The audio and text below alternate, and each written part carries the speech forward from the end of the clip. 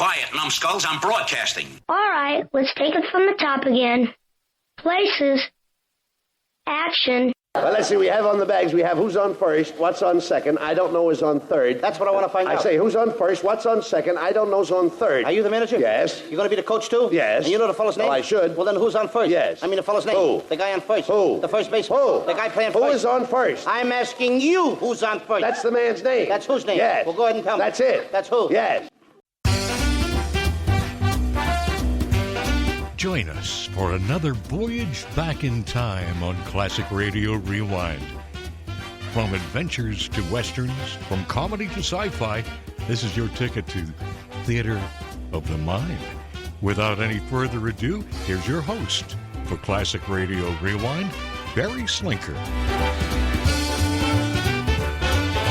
Thank you, Mr. Dex Rowe, and hello again, everyone, and welcome to another edition of Classic Radio Rewind. Thank you for joining me this week from wherever in the world you may be. This week is our first of 4 weeks for the month of October that will present episodes for the Halloween holiday. So let's get started and see what we have in store for us this week. Coming up later, we'll hear from the Green Hornet from 1944, followed by an episode from the Baby Snooks and Daddy Show from 1946, and lastly, a terrifying episode from Suspense from 1949. But kicking us off this week is an episode from The Great Gildersleeve starring Willard Waterman. Gildersleeve can't decide whether to spend the evening with the Jolly Boys or with a date when a little ghost settles the question. From Halloween 1951, this is The Great Gildersleeve with The Great Gildersleeve Halloween Show. The Kraft Foods Company presents Willard Waterman as the Great Gildersleeve.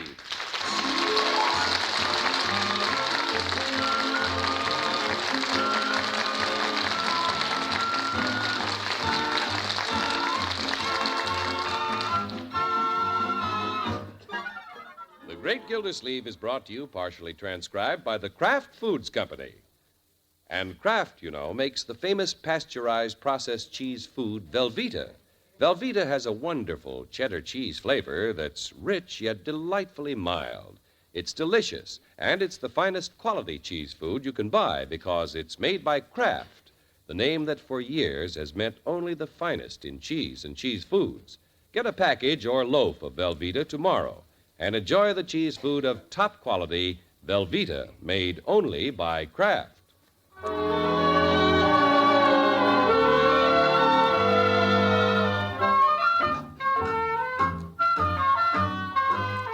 Well, there's a nip in the air this morning. The shocks of yellowing corn are frosty in the fields. The pumpkins have been harvested and given faces with toothy grins, for it's Halloween. In the schools, the children are fidgeting at their desks with impish gleams in their eyes, waiting for darkness to fall.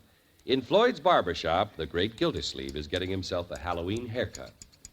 Careful with the scissors, Floyd. I'm watching, Commish. Floyd, what'll we Jolly Boys do tonight? You don't hold your head still, the rest of us might be attending a wake. Well, it's Halloween. We should do something special. You mean you ain't booked for tonight? What do you mean by that? Well, since that classy Mrs. Winthrop come to town, you ain't had time for us Jolly Boys. Yeah, Floyd, you know the club comes first with me. Gee, I thought sure you'd be stepping out. Well, she's busy. Yeah, I mean, she's going to a shindig at the country club. Ah, and you ain't invited, huh? You mean all my tonsorial skill has went for no avail? Well, I'm afraid so, Floyd. We fellas should be able to cook up something. Well, we can come down to the club and sing. We'll be minus our bass. Police Chief Gates has to be on duty tonight to keep an eye on the kids. Yeah. When we was kids, we used to give our constable a bad time. Yeah, I guess we all did. I remember one Halloween we soaped the windshield of his old Model T and dared him to catch us. You were asking for it, Floyd. Nah, we had an ace up our sleeve. He jumped in the car and took off, but we had his rear axle chained to a fire hydrant. Oh, my goodness. You should be glad you wasn't the water commissioner that night. Well, there you are, Commish. You want to look at yourself in the mirror or just go out happy? Yeah, it looks fine. You know, Floyd, I have an idea. No kidding. I know we Jolly Boys throw a party for the kids tonight. They'll enjoy it, and we'll help keep them out of mischief. Oh, let 'em live, Commish. Now, Floyd, a lot of communities do things like this. We can stock the club with apples, noisemakers, candy, and games. Well, I suppose the kids will have fun, and we'll be doing Chief Gates a good turn. You bet.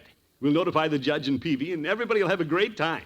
You'll take some money out of the treasury and buy prizes for the best costumes. Hey, you can wrap some vines around your neck and win a prize. You got a head like a pumpkin.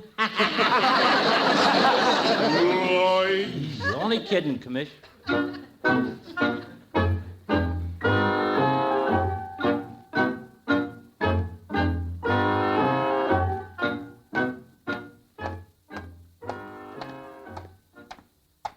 It's going to be quite a night. All the Jolly Boys went for my idea. I don't know what they'd do without me. It's only 5 o'clock. Hardly dusk yet. Are the black cats out already? Yeah, but that's Leroy behind the hedge. I'll sneak around the other side and take him by surprise. Kids can't wait until dark to scare somebody. Well, I'll turn the tables on him. Boo! Yipe! Leroy! Hi, Unc. Sorry I come and thought I'd scare you. Well, you didn't. What are you doing with those batteries behind the hedge? I got an electric wire running to the front doorknob, but it isn't working. Oh? What's it supposed to do? What's a neat trick for tonight? I wire it to somebody's doorknob, then ring the bell and run. When they open the door, they get a shock. Leroy, come in the house. Oh, Unc, what for? Well, I have a much better idea about how you should spend your evening. Yeah? Step inside, my boy. Oh! Hey, now it's working! Leroy! It's tricks like this I want to talk to you about. Sorry, Unc. Well, I'll overlook it this time. Leroy, rather than go running all over town tonight, how would you like to come up to the Jolly Boys Club to a party? A party? Yep. We're throwing a party for all the kids. The judge, Peavy, and Floyd. We've all chipped in to buy apples and candy and soda pop. All you can eat, and you may win a prize. Gee, that's keen. Can I play that corny piano, Unc? Sure. Anything you want to do, Leroy. It's kids' night tonight. Oh, boy. If I'm going to the Jolly Boys, I'm going to take a bath. He wants to take a bath? This is a better idea than I thought. Hello, Unky. Hello, Marjorie. What's Leroy so excited about? Well, the Jolly Boys decided to entertain the kiddies this evening. Oh? Show them a good time and keep them out of trouble. Oh, that sounds like a wonderful idea. Mine. Unky, Mrs. Winthrop phoned a little while ago. She did? Mm-hmm. She's at the country club and wants you to call her there. Well, I'll call her right away. Unky, what if she invite you out there tonight? Well, that'd be a little awkward. The Jolly Boy... Hello? Will you page Mrs. Winthrop, please? Thank you. Yeah, I wonder if she does want me to join her party. Well, she's too late. I just have to tell her I have other commitments. Just her hard luck. Hello, Paula. This is Throckmorton. Is that Halloween dinner dance? Thanks for inviting me, but, well, it's like this, Paula.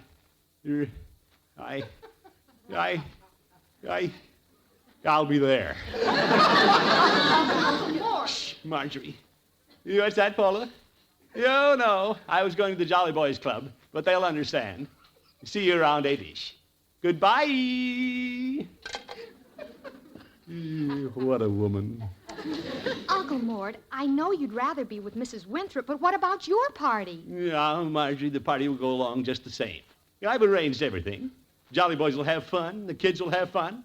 I'm the only one who'll be missing out. All right, Unky. Sure. I'll run down to Peavy's and explain that I'm needed elsewhere. After all, I've made my contribution. I sparked the idea. Leroy, disconnect the door now.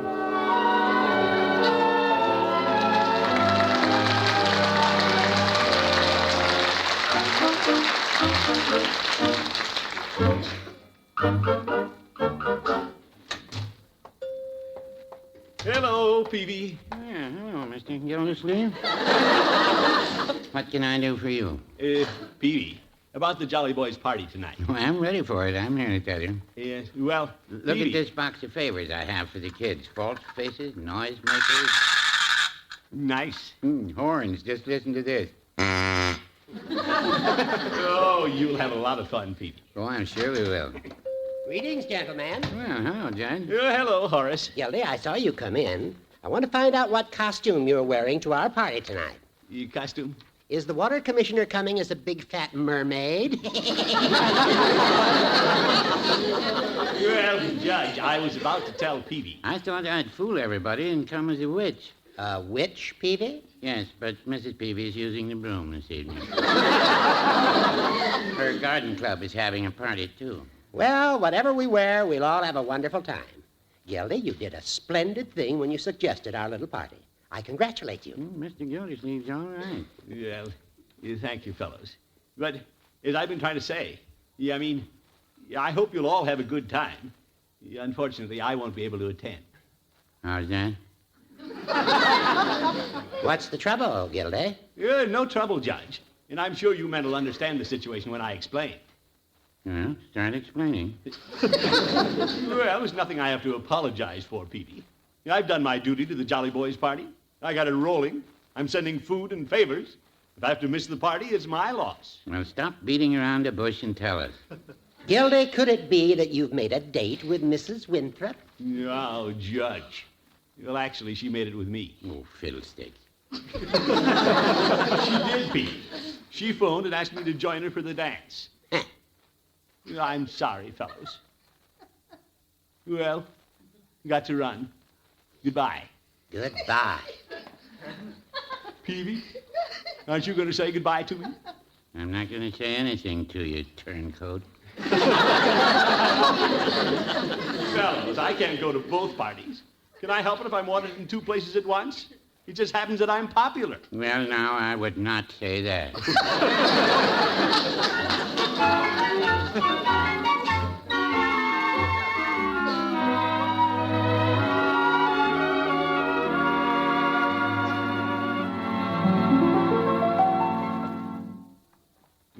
George, it's 8 o'clock.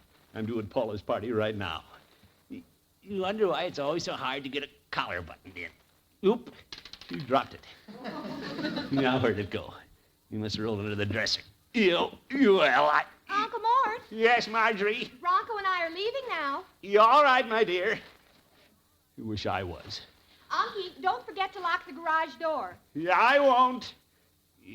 Everybody's off to their parties but me. Why leave everything for me to do? Yeah, here's my collar button. What happened to it? Oh, it's a dime. Doorbell, Bertie! I get it! Confusion. Yeah, here it is. Phew. Dizzy. Good thing I have one of those snap-on bow ties. I can fix it on the way down to the car. Yeah, where's my coat? I can't. I get my arm through this sleeve. My coat's not that tight. Yover. Bertie! I'm coming! Bertie, who sewed my sleeves together. Your sleeves sewed together? Oh, so that's why Leroy wanted my needle and thread. Doorknob. Coat sleeves. What a boy. I'll rip it out, Mr. Gildersleeve. Thanks, Bertie. Who was at the door? Another trick-or-treater. Good thing you stocked up with treats. Well, Halloween's for the youngsters, Bertie. Yes, sir, and they're sure having fun tonight. Bertie's giving handouts to spooks, black cats, skeletons, and to one boy dressed like a gorilla. I hope that was a boy dressed like a gorilla. Yeah, chances are it was, Bertie. Yes, sir. Mr. Gildersleeve, I'll have to get the scissors for this job. Well, please hurry, Bertie. I'm late for a very important date. Yes. Never mind, Bertie. You get the scissors, I'll get the door. Hope the candy holds out. Well, hello. Hello. You're the smallest ghost we've seen. Why'd you bother to ring the bell? Why didn't you just come in under the door? I'm lost. Lost? Oh, my goodness. You're awfully small to be out alone, aren't you? I wasn't alone when I started, but I couldn't keep up. Well, I guess it would be pretty hard to get around in that flour sack. What's your name, little boy? Mike. Mike who? Mike Smith. You, Smith. Well, there are a lot of those. Here's your coat, Mr. Gildersleeve. Oh, who's that little fella? A little lost ghost, Bertie. Lost? Yeah, How'd you get lost, honey? they ran away from me. He couldn't keep up with the other kids, Bertie. Yeah, I wonder if I could find them. Oh, Mr. Gildersleeve, you run on to your party. They'll come looking for him. Yeah, I guess so. What if they don't? I'll call you at the country club, and I'll call the police. Well, Gosh. Oh, Mr. Gildersleeve, he's scared. Look at the little fella grab you round the legs. Don't you run away from me, too? oh, Mike, you don't need me. Bertie will take good care of you until your friends come back. If they don't find you, the police chief is a pal of mine. He'll get you home. You see, I have a date. You understand, don't you, Mike? Oh, the date can wait.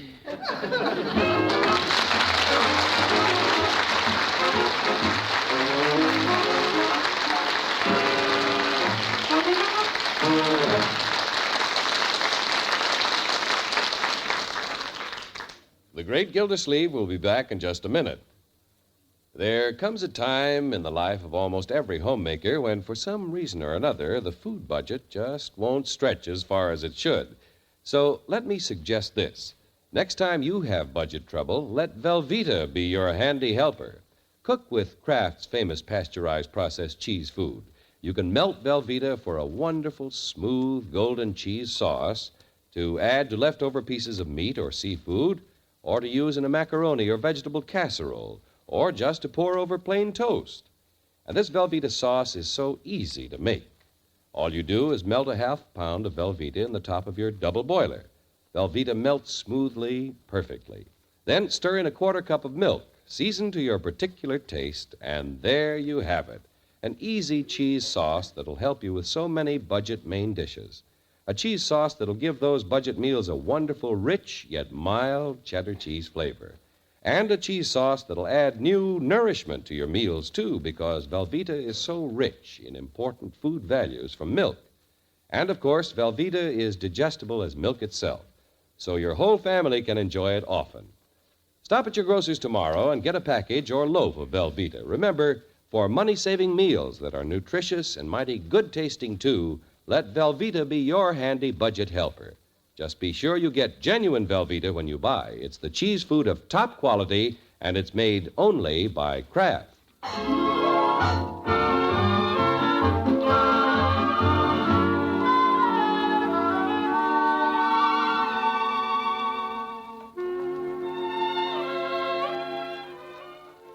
Earlier this morning, the great Gildersleeve didn't know how he was going to spend Halloween, so he promoted a party at the Jolly Boys Club. But he ducked out on that when he had a chance to have a date with the attractive Mrs. Winthrop. Then a little lost boy attached himself to the water commissioner. Now, Mike, how long had you been lost from your little friends when you stopped in here to trick or treat? I don't know. Well, we've called all the Smiths in the telephone directory. You don't belong to any of them. What's your father's first name? I don't know. What's your mother's name? Mama. How you make it out, Mr. Gildersleeve? I haven't learned much, Bertie. What street you live on, baby? I'm not a baby. Watch it, Bertie. Oh, excuse me. Where do you live, Mr. Mike? He doesn't know, Bertie. Well, I've only lived there a little while. I want to go home. Well, we're trying to get you there, Mike. Hi, Unc. What's going on? Yo, Leroy, this is Mike. Hi. Hello. Mike was out for tricks or treats and got lost, Leroy. Yeah? Poor little fella. He doesn't know where he lives. What are we going to do with him? Raise him? Yeah, we'll find out where he belongs. How? I don't know. I know. I'll call the police station. I haven't done anything. I'm just lost. Leroy, I called the chief half an hour ago. Nobody's reported a missing boy. Maybe he's a girl. I am not. Careful. Little ghost has a temper. Leroy, why aren't you down at the Jolly Boys Club with the other kids? Since you weren't going, I decided to go to Piggy's. I just came home to get my electric doorknob buzzer. Oh, that. Mr. Gildersleeve, why don't you take Mike down to the Jolly Boys Club? Maybe his crowd dropped in down there. Not a bad idea, Bertie. Practically every kid in the neighborhood will be there. Somebody will know who he is. I know who I am. Where do I live? Right. I'm doing the best I can. You wait till I get my hat out of the coat closet. Yikes! Leroy!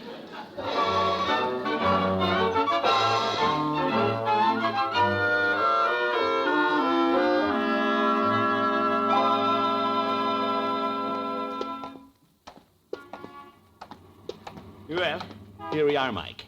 That's the Jolly Boys Club right upstairs there where you see the light. Is that a big bat in the window? No, that's Judge Hooker. There'll be a lot of kiddies up there. I'm sure some of them will know you. Mister, you're a nice man to help find me. Yeah, I'm glad to do it, Mike. And after we get you home, maybe you can help me sometime. Do you get lost? Well, I'm afraid I've lost out with my girl. Yeah, let me help you up on my shoulders. Whee! Yeah, that's it. I'll take you up the stairs piggyback. Boy, this is fun. You bet. Say, I don't hear any noise up there. Wonder what they're doing. Well, gang, look who's here. The big idea man himself. Hello, Floyd, Peavy, Judge. Gildy, I thought you had a date. Well, Judge, I called it off. I thought I'd better bring this little fellow up to the party. Time somebody came. Hello, young man. Hi, pal. Hello. Where are all the kids? Well, they aren't here. Few straggled up for candy and stuff. Yeah, but we sang them a couple of songs and they left. Well, I thought the place would be jumping. You sure thought up a dud, Commish. Now, Floyd. Mr. Gildersleeve, do you know what I think of your idea? What's this, Peavy? Now, fellows, the party was a good idea. But I guess I just thought of it too late. And I went to all this trouble to look like a bat. You didn't have to go to much trouble. Floyd? Well, let's give Mr. Gildersleeve's little friend an apple and a noisemaker, and then I'll go home. Wait a minute. This little fellow is lost. Lost? You don't say. Yeah, I was hoping there'd be some children here who'd recognize him. His name's Mike. Mike who? Mike Smith. Yeah, Smith. You lost, huh, Mike? Yeah, lost. Where do you live? I keep saying I don't know, and I don't. Well, he's new in town, Floyd. He came to my door just as I was leaving. Oh, broke up your date, huh? Well, it serves you right for two-timing us Jolly Boys. Now, Floyd, Gildy's trying to do the right thing. Well... Are you hungry, Mike? I guess so. Well, here, have an apple. Thanks. And you can fill your pockets with candy. Thanks. Be polite, little fellow. What are you going to do with him, Commish? Yeah, I don't know. His family isn't listed in the phone book. Why don't you take the boy to the police station, Gildy? Gosh. Judge, the police station ain't no place for a nice little gent like Mike. Well, I checked with the chief, fellows. Nobody's inquired about a little boy. Well, it's too early for him to be missed. The kids won't be through soaping windows till about 10 o'clock. Soaping windows isn't nice. That's right, Mike. Well, gee whiz, somebody come up with something. What'll we do with him? I want to go home. Okay. We can take him to my house until we find out where his family is. Now, let's take him to my house. It's closer. I want to go home. You fellas, he rang my doorbell. If we take him any place, we'll take him back to my house. Well, while you're hashing that out, I'll put on a mask and amuse the boy. Mike, look. How do you like that, Mike? I want to go home. I thought that was pretty funny. Gentlemen, I suggest we take the boy back to Gildy's and conduct the search from there. Well, let's go. We have to figure out something. Yeah, I'll get it. Yeah, maybe it's Chief Gates. Hello? Yes, Chief. It is the police department. You quiet, Judge. You is that, Chief? Yeah, the little fellow's here. You have? Great. You is that? 875 Adams Avenue. We'll take him right over and see if he's the boy. Thanks, Chief. You bye. Buck up, kid. Looks like you're home free. Well, Mike, the chances are you belong at 875 Adams Avenue. You think I do? No doubt about it. Come on now, I'll take you home. I'm going along, too. Yeah, me too. Well, I'm not going to stay here all by myself. Hey, Commish, what are we going to do with all this Halloween stuff? We got a barrel of it. That's right. We shouldn't leave it here. Well, throw it in the car, fellows. We'll divide it later. Okay. Your family will be happy to see you, Mike. Do you have any little brothers or sisters? I don't think so. What does your father do? I don't know. Mike's pretty close-mouthed. He ain't telling nothing. I don't know nothing to tell. Well, we'll soon find out something. Come on, men. Pick up the stuff and let's go.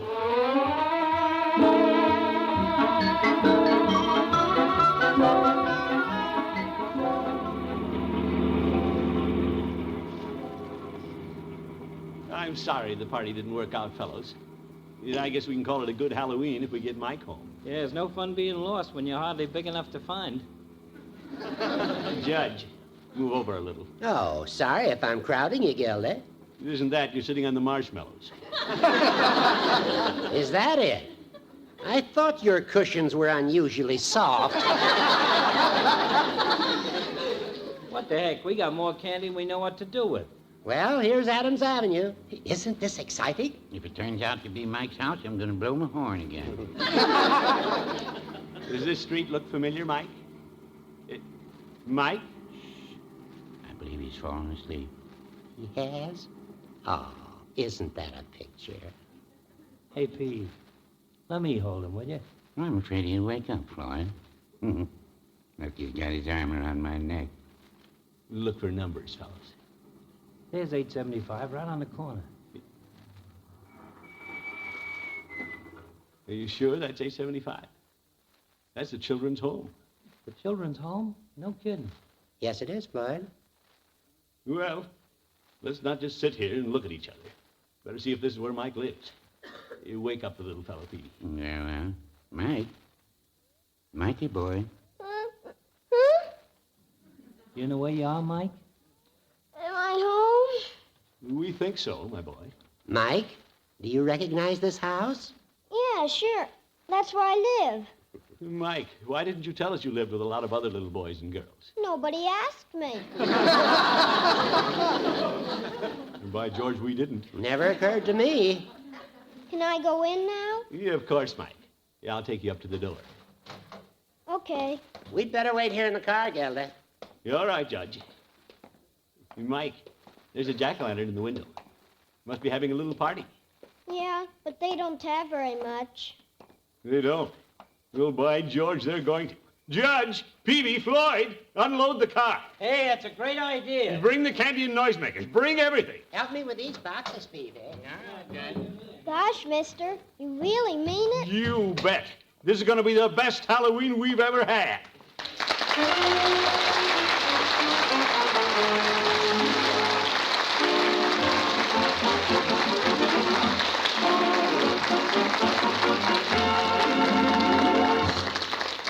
The great Gildersleeve will be with us again in just 30 seconds. Need a hot lunch in a hurry? Then make grilled sandwiches with Kraft's smooth melting pasteurized processed cheese food, Velveeta. With golden Velveeta, you can make delicious sandwiches because Velveeta has such a grand, rich, yet mild cheddar cheese flavor. And Velveeta makes sandwiches so nourishing, too, because it's rich in important food values from milk. Enjoy a quick, easy lunch of grilled Velveeta sandwiches tomorrow. Just be sure you get the cheese food of finest quality, genuine Velveeta, made only by Kraft.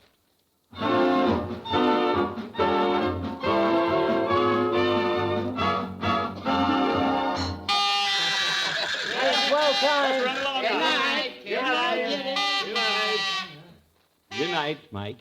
Good night, Mr. Gildersleeve. And thanks for the party. You don't mention it, my boy. We had a wonderful time. So did we. Mr. Gildersleeve, Yes, Mike? I want to tell you something. You do? If I ever have a father, I hope he's just like you. Thank you, Mike. Bless you, my boy. Good night, folks.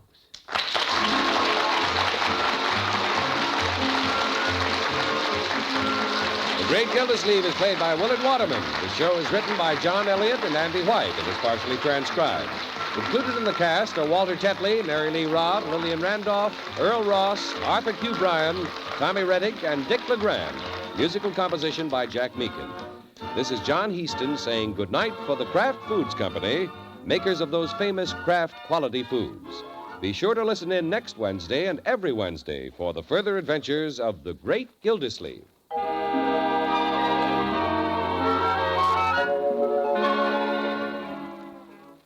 How can you make a sandwich just the way you like it?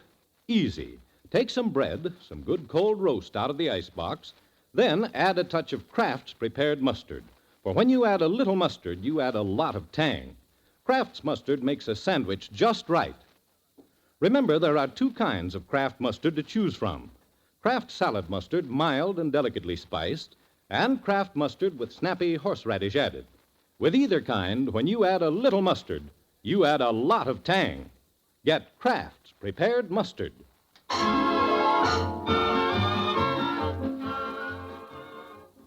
Groucho Marx, you bet your life he's next on NBC.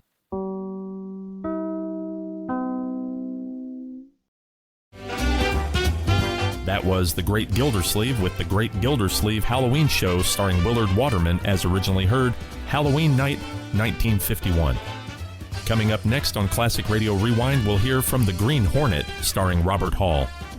Wealthy Mrs. Effingham throws a Halloween costume party and two crooks plan to attend in disguise. From October 24th, 1944, this is The Green Hornet with Halloween Adventure. The Green Hornet.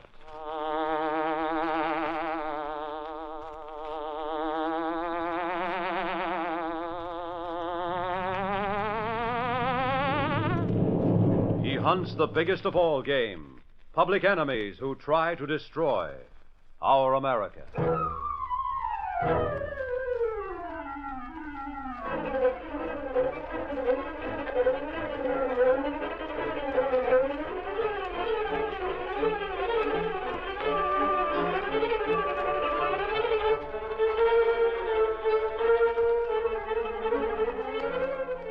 With his faithful Filipino valet Cato, Britt Reed, daring young publisher, matches wits with racketeers and saboteurs, risking his life that criminals and enemy spies will feel the weight of the law by the sting of the Green Hornet.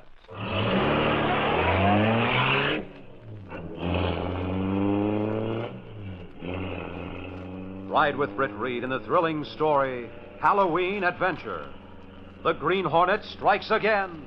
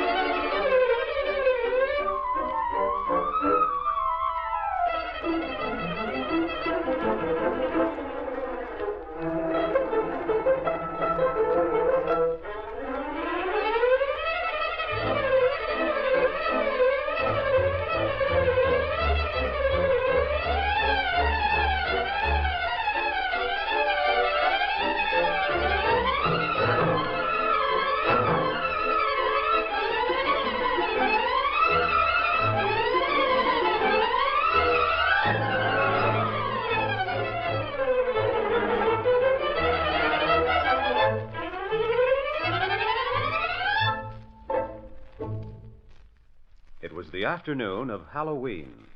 During the early part of the day, there had been much confusion at the Effingham mansion as workmen had put up appropriate decorations for the annual Effingham Costume Ball. The workmen having left, Mrs. Effingham stood viewing the ballroom with her husband and son. Oh, really, Buxton? I don't know what we're coming to. Those decorators just didn't seem to be able to carry out any of my ideas. Well, it looks all right to me, Edna. How about it, Lynn? Looks okay to me, too. Oh, I might have known neither one of you would sympathize with me. I'm a complete nervous wreck trying to make this ball a success while you two stand around placidly saying everything's all right. Well, after all, Edna, this costume ball is really your show. As far as I'm concerned, we ought to give up such things until after the war. There you go again, bringing up that. You have no idea what I've had to go through because of that silly war. Oh, hold on, Mother. That's no way for you to talk. This war is a serious affair for the whole world. But as far as you're concerned, it was started just to be an inconvenience to you. Oh. I'd be in it right now if they hadn't turned me down. Oh, Buxton, are you going to stand there and let Lynn say such things to me, his own mother? I've had to get out the invitations, call a caterer, get decorators. Now, and everything else. Mother, quiet down. You won't look your best for the ball tonight if you upset yourself. Yeah, that's right, Edna. Well, if you're sorry, Lynn, for talking to me like that. Okay. I'm sorry, Mother. Let's forget it. Now, I hope I haven't forgotten anything. There was something I wanted. Oh, yes. Did both of you order costumes for the ball? Costumes? Why, I forgot all about Oh, it. I knew it. Now, how can I demand that all my guests come in costume when my own husband and son refuse to do so? Buxton, I reminded you the other day. No, wait, Mother. It isn't too late for us to get costumes. We'll jump in the car and see what we can find. Well, sure. There's several hours yet before the ball starts, Edna. Oh, dear.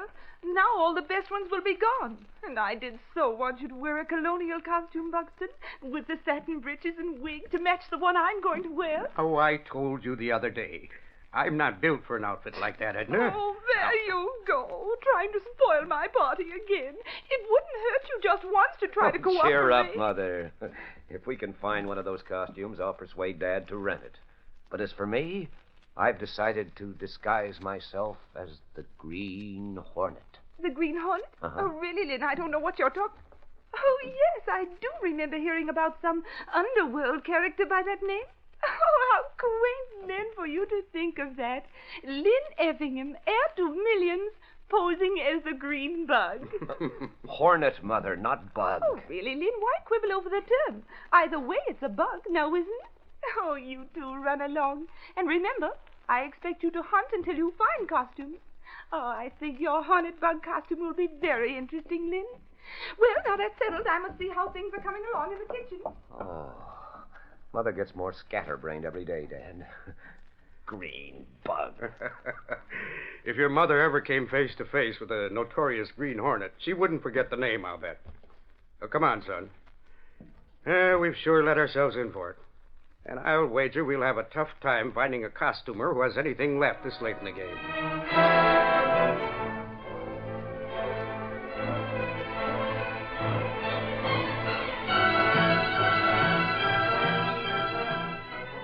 After obtaining a list of costumers, Buxton Effingham and his son set out in search for the particular costumes they wanted. They visited several places without success, and some time later were discussing the situation as they drove along in their car. Well, Dad, we haven't had much luck. There's only one place left that we haven't tried. Well, where's that, Lynn? Well, it's a place down on Water Street called the Burlesque Theatrical Costumer. That's how. We might as well go on home. Oh, no, come on, Dad. Be a sport. We can't let Mother down now. And there's a chance that a place down there won't do as much business as the ones uptown. That place is in a very questionable neighborhood, Lynn. No telling what we'd run into. What are you afraid of, Dad? I'm not afraid of anything exactly. It's just that... Oh, come. Don't be a stuffed shirt. We haven't been out alone in the car like this for a long time. I'm enjoying it. Now, come on, what do you say? All right, son. I guess I can stand it if you can. But it's a good thing we didn't bring the chauffeur along. He'd have a fit if we told him to drive to the Burlesque Theatrical Costumers on Water Street. That's right. Well, step on it. Let's get it over with.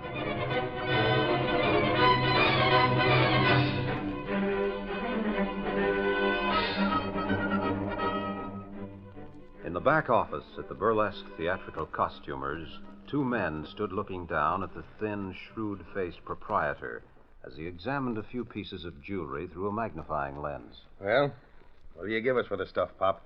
To tell the truth, Lou, this stuff ain't worth much to me. Quit stalling, Pop. Lou asked you how much, didn't he? 150. Take it or leave it. Only 150? Hey, are you kidding? Can I help it if you dopes play a small-time racket? Why don't you get wise to yourself? Now, look, you don't hand us any of that stuff.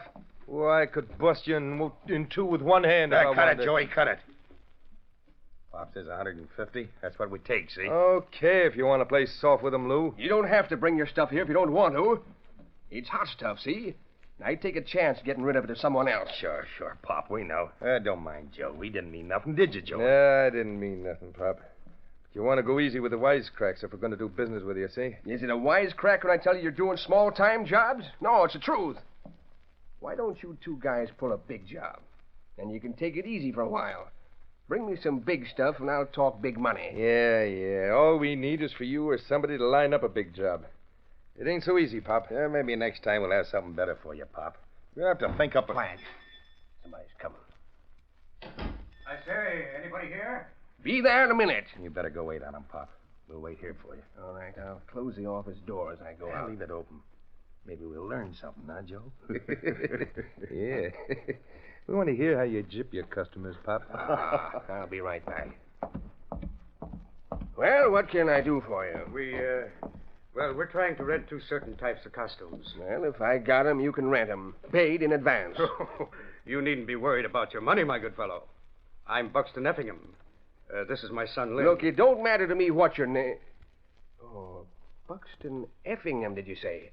The guy who lives on Parkway Avenue? Well, yes, of course. Sure, You see, we were... sure, Mr. Effingham. I got lots of costumes. Most anything you want. Good. We want a colonial gentleman's outfit for myself, and my son would like a green hornet disguise. Can you supply them? Well, now, I think maybe I can. Colonial and a hornet costume, eh? Right. If you can fix us up, I'll pay you double. Just make the proper alterations and send it before 7:30 to my home. Oh, but, Dad, it's almost 7:30 now. Great Scott, I didn't realize the time. If you want to wait, I can Oh, look nonsense. We can't I'm wait. sure We've got to get back. Now, hold on, Dad. Why can't we wait? I'll phone Mother and tell her we'll put the costumes on here and wear them home. Wear the costumes home? Oh, but Well, there's no Lynn, reason why we can't. Oh, come on, Dad. It'll be fun.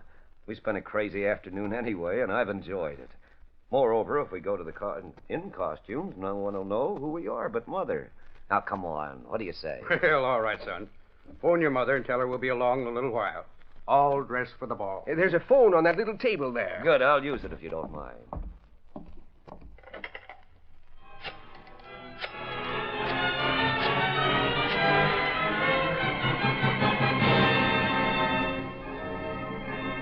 For a short time, while the Effinghams were being fitted for the costumes, Lou and Joe sat in silence in the back office.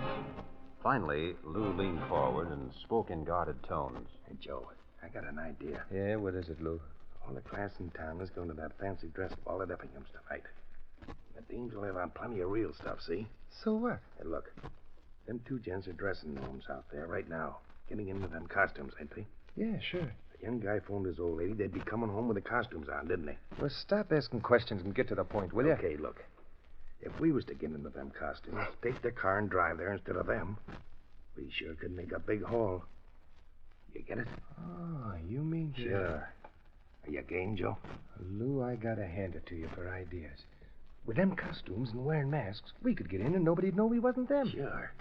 And then when we pull the job on them, they'd all swear it must have been the real Hornet and a pal, see? Hey, come on out, Dad, and see what I look like as the Green Hornet. Well, you look just like the real thing. That is what I've heard about the Hornet. Oh, boy. You sure look like something out of a history book, Dad. Now, we gotta move fast. They'll be leaving. Come on, Joe. Now, if you'll tell me what we owe you for renting these costumes, I'll pay you doubles, I promise. You've done a very good... Who are these 2 men? Hey, what? They have guns. Sure, and we ain't afraid to use them, mister. Say, now, wait a minute. You two Says you keep your mouth shut, Pop. Hey, better or else. See here, this is an outrage. I'll have the law on Shut both up of you. before you bust a button on them fancy pants. Hey, he looks like a crowing rooster in that getup. Oh, but your lip, we got work to do. All right, you guys, get out of them costumes and quick. I guess we'd better do as they say, Lynn. After all they want is a costume. Now, wait a minute, Dad. Why do you want these costumes? We just want to play Halloween. Now, get them off, I said. Lynn, they wouldn't dare shoot. There's some bills on the table. Enough to pay for the outfits. Come along, Lynn. Oh, no, you don't. Satin pants. Why, you dirty outfit. I'll show you. You might look like the Hornet, but you ain't got what it takes to be like him. I can guess why you want these outfits, but I don't intend to let you get away with it. You're wasting your time wrestling with that dope. Lou, whack him like this. did it, Joe. Yeah, you said it. Lou, Joe, why did you do this? Don't you know who they are? They're the Effinghams. You shouldn't have done it, I tell you. Ah, dry up. Sure, you was the one who told us to pull off a big job, wasn't you? Well, this is it. What do you mean, this is it? We're putting on them costumes. We're about their size, Joe and me, see? And we're going to the Effingham joint to make a big haul. Now, wait, Lou. If you do that and leave them here like this, what about me? When they get loose, they'll have the cops right up here. You just keep them here till we get back. We'll have enough to put all three of us on Easy Street, see? We'll blow the town with the biggest haul ever. That's right, Pop. Think of what we'll bring back. Well, it's a big risk for me. Now, don't be a sap. We're the ones who's taking the big risk. Now, come on, Joe. We got to get these swells out of these costumes. Then after we put them on and tie these guys up, we'll blow over to the Effingham dump. Yeah, before the night's over, we ought to make the headlines for the Green Hornet.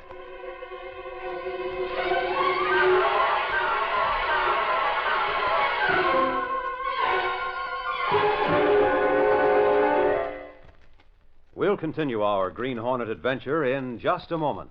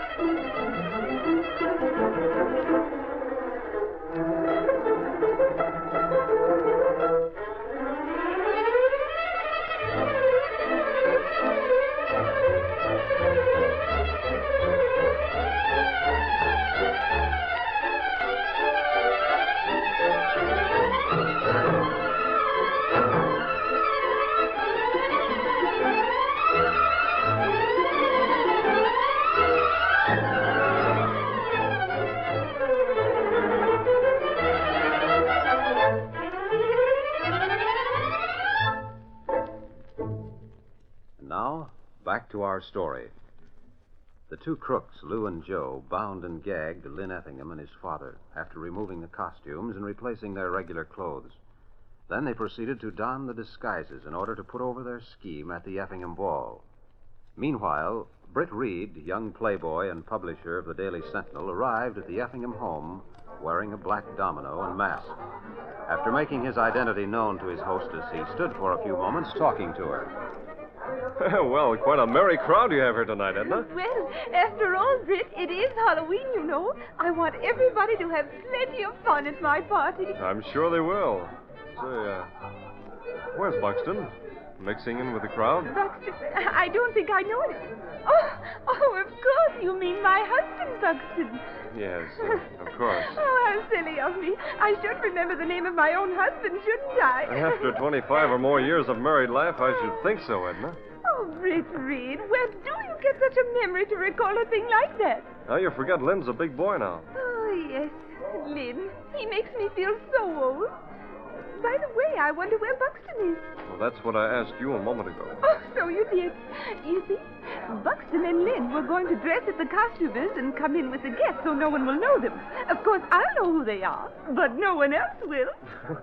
Well, I can see they're out to have fun tonight. Oh, aren't we all? Oh, I'm dying to see Buxton in his colonial outfit and Lynn in his disguise as some sort of bug or other. Oh, excuse me, Britt. I'm sure that must be they coming in now. A Green Hornet disguise. Well, that must be Lynn. I guess there's no harm in it. Disguised as some sort of a bug or other, Edna said. I might have known. Drat that thing. Sure, and I should have known better than to be talked into this. Well, Axford, what are you supposed to be? Huh? Is that you, Reed? Sure, I never would have known you in that black clown suit. I wore this because I could put it on over my business suit. But what are you doing here? And why the sheet? Reed, I got talked into it, that I did. Just as I was about to leave the office, Gunnigan comes up to me. Axford, says he, the society reporters took sick, and we want somebody to cover the Effingham ball, says he. So what, says I. So you got to go, says he. I see. Then he says I got to wear a disguise to get into the place. And being so late, he sends Casey out to get a sheet. This here, being it. And wrapping it around me and sticking pins in here and there. And then they give me a mask and tell me I'm supposed to be Banquet's ghost. So that's what I am. Banquo's ghost, eh? Quite a hefty-looking ghost expert. Sure. And I'm always tripping over the dratted thing and being stuck with pins here and there every now and then. That I am. The next time Gunnigan tries to talk me into... Reed, look, the Green Hornet. That's not the real Hornet expert. That's young Lynn Effingham. Lynn Effingham, eh? Well, if the real Green Hornet saw him dressed like that, his life wouldn't be worth 2 cents, to my way of thinking. Oh, I don't know, Mike. Maybe the Hornet has a sense of humor you don't know about. Sense of humor, you say? You don't know that Hornet like I do, Reed. That you don't. Oh, those pins. I hope you have your suit on under that sheet, Mike. You hope right. That you do. Me suit is one thing that Gunnigan can't talk me out of. Well, I'll be seeing you, Reed. I'm going to find a deserted corner where I can pull out some of these pins before I'm punctured all over. Wilfred, Buxton and Lynn are here at last. Did you see them come in? Yes, I recognized them from your description of their costumes. When I scolded them for being late, they were so penitent they didn't say a word. So I told them to mix with the crowd and have a good time. Oh, the way they scuttled off. I can tell you this is one night they're really going to enjoy themselves.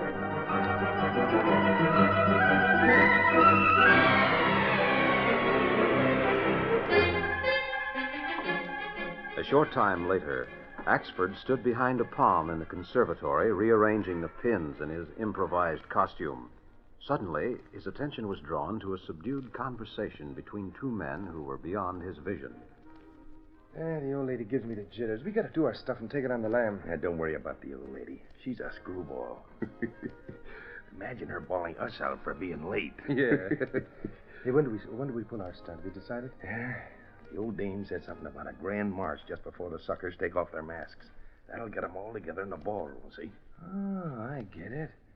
Then it'll be our party. Yeah. And won't they be surprised? Especially the old lady.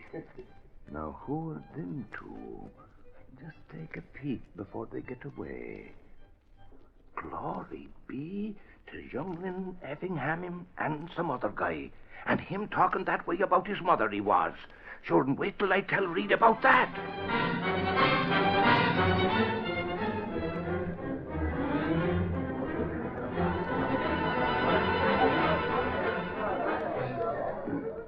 And them's the very words he was saying to the guy in the short breeches, Reed. Are you sure those were the two you heard talking, Mike? Sure, I'm sure. The guy in the wig and the guy dressed like the Hornet. Well, Reed, I guess I'll mosey around a bit more. I'll see you later. It isn't like Buxton and Lynn to talk that way about Edna. Nor are they the type to pull off any stunts. I'd like to talk to both of them. They don't seem to be around right now. Maybe I'd better get to a phone. It's best to be on the safe side. And it would be embarrassing to call the police without confirming my suspicions. I'll phone Cato.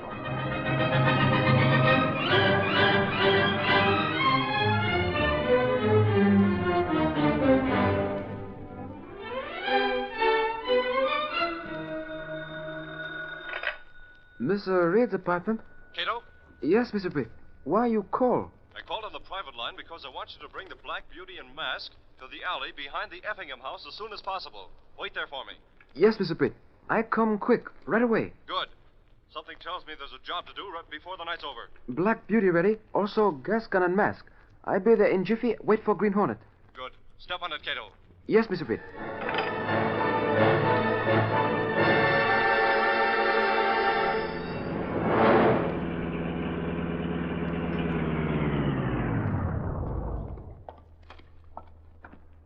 That you, Mr. Britt? Yes, Cato. You changed from domino costume to Green Hornet disguise now? I'll wear the Hornet disguise under this domino, Cato. And that way I can go back and mingle with the crowd without notice. Yet if anything starts, I'll be ready to take a hand as the Hornet. There's a plain black mask in the glove compartment. Put Put it on. Turn your coat inside out, and then come inside. You'll pass for a costume. We hunt for crooks, maybe?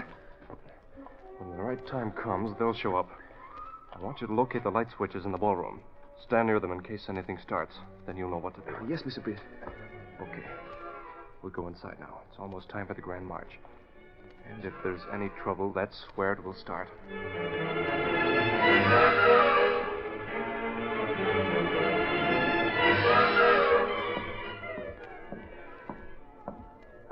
Sure, I've got to get some fresh air. That I do.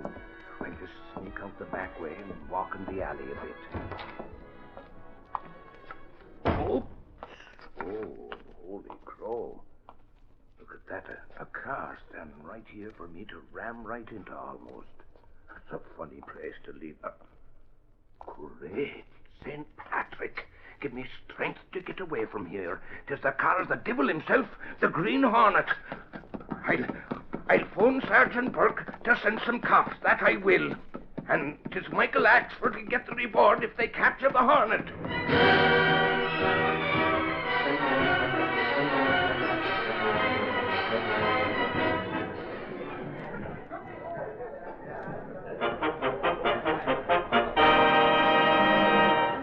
And now, dear friends, we'll have the Grand March. After selecting the best costume, everyone will remove his mask. Now, if the orchestra... Hold everything. Line up against that wall, everybody. What's the real Green Hornet? Oh, that gun looks real I enough. think my husband wants to say something. Lynn, put down that silly-looking weapon. You and your father are holding up the Grand Bar. Pipe down, you. Really, Lynn, you may look like an underworld character, but you don't have to talk like one. Everybody's staring at you. Listen, lady, we mean business, see? Now button your lip. Mercy, you're not my husband. Really, it's all so silly here. Coming here as though you were a Buxton. She's nutty, Lou. I'm sure you aren't, Lynn. I'm afraid I should have to ask you to leave. Otherwise, I'll call my husband and have him forcibly take you both out. Lady, this is a hold-up. Get it? A hold-up. Now shut up. Oh! Now line up over there like I said. Come on, you two, lady. Get over there with the rest. Oh, you can't be serious.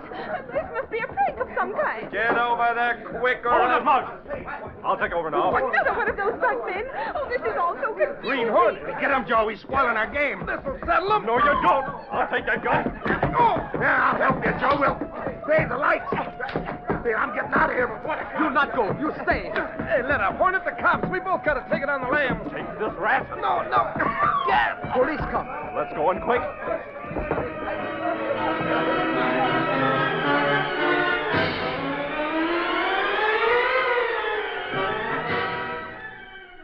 A short time later, Britt Reed, wearing his domino costume but without a mask, sauntered into the ballroom where a small group still stood talking, though the majority of the guests had departed.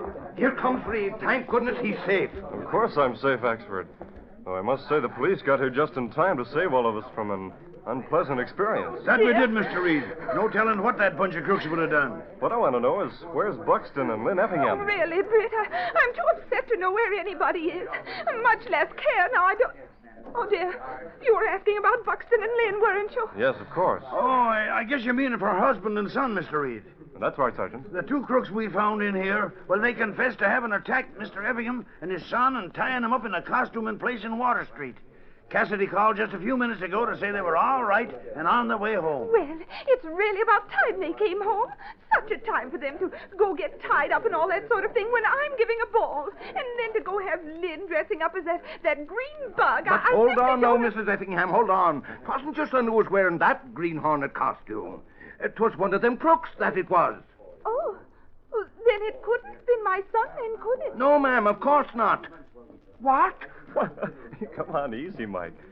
Mrs. Effingham's upset, you know. Upset? That she is. Upset, you call it. Sure, and I'm biting me tongue that I am, and for a mighty good reason. Mercy, what a silly thing to do.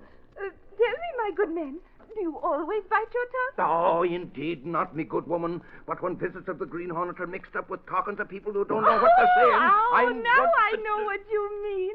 Well, my dear man, we'll excuse you this time since it's Halloween. But mixing your drinks always makes one see pink elephants and green bugs and things like that. Oh, what's the use? What? So that's why Axford was talking about seeing two Hornets when all we found was one, and a fake one at that. Axford, How could you?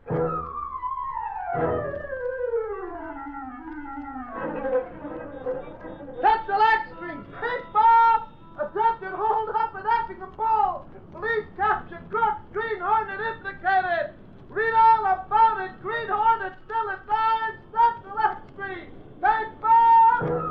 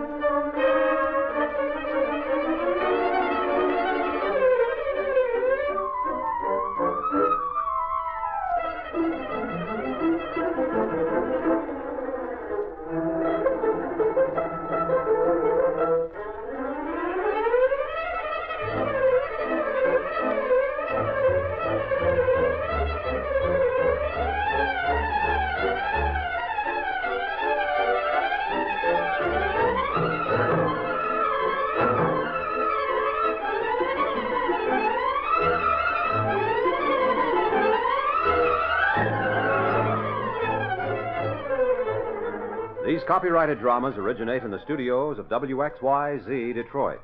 All characters, names, places, and incidents are fictitious. Bob Height speaking. This is the Blue Network. That was The Green Hornet with Halloween Adventure as originally heard October 24th, 1944. This brings us to the end of hour number 1, but we have more old-time radio Halloween goodies coming your way on the flip side of the break. Thank you for hanging out with us, but don't go anywhere yet, because there's more to come as we go through hour number 2, which begins right after the break.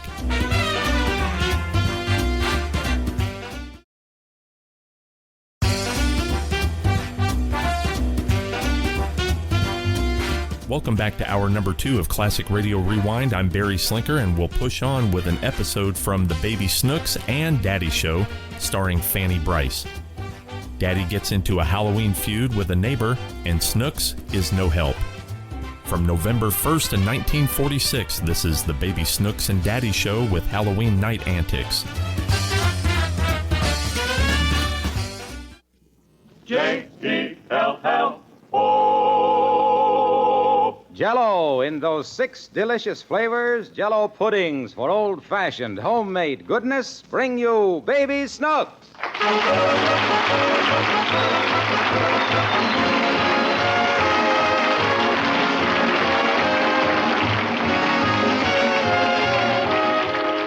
Yes, it's the Baby Snooks Show, starring Fanny Brice as Baby Snooks with Hanley Stafford as Daddy, Carmen Dragon and his orchestra, and yours truly, Harlow Wilcox. And brought to you each week by Jell-O and Jell-O Pudding.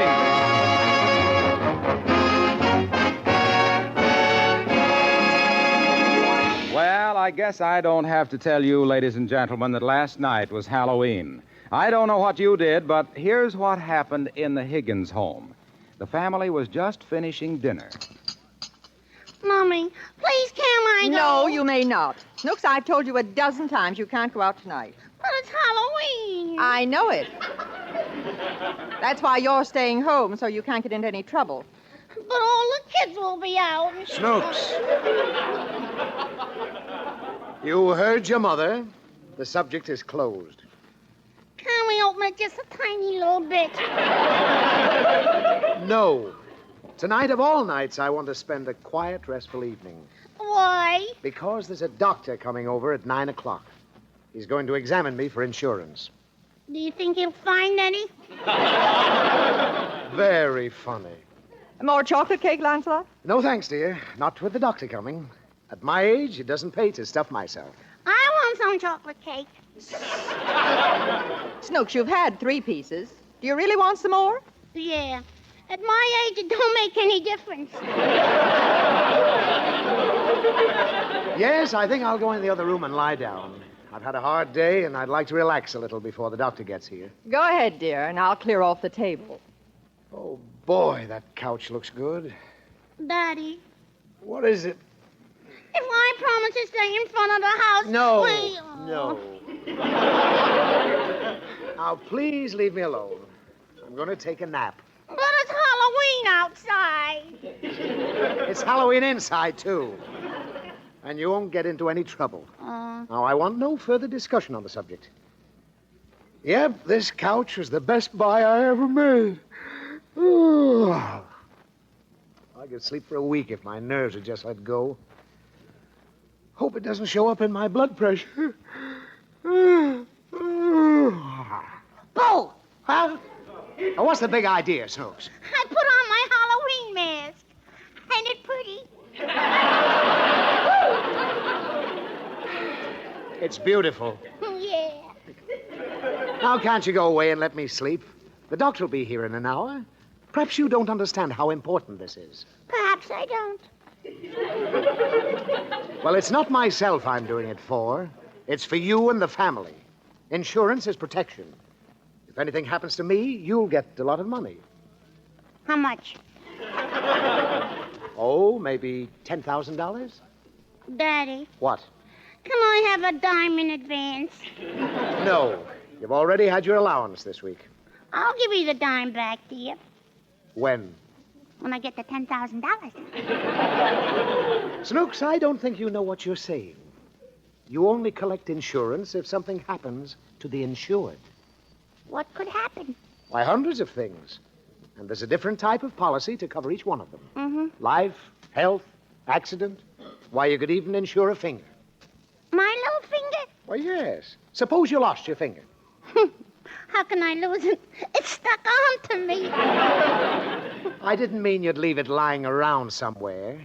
But suppose you accidentally cut off your finger. Yeah. What would happen? I could only count up to 9. No. You could collect on it.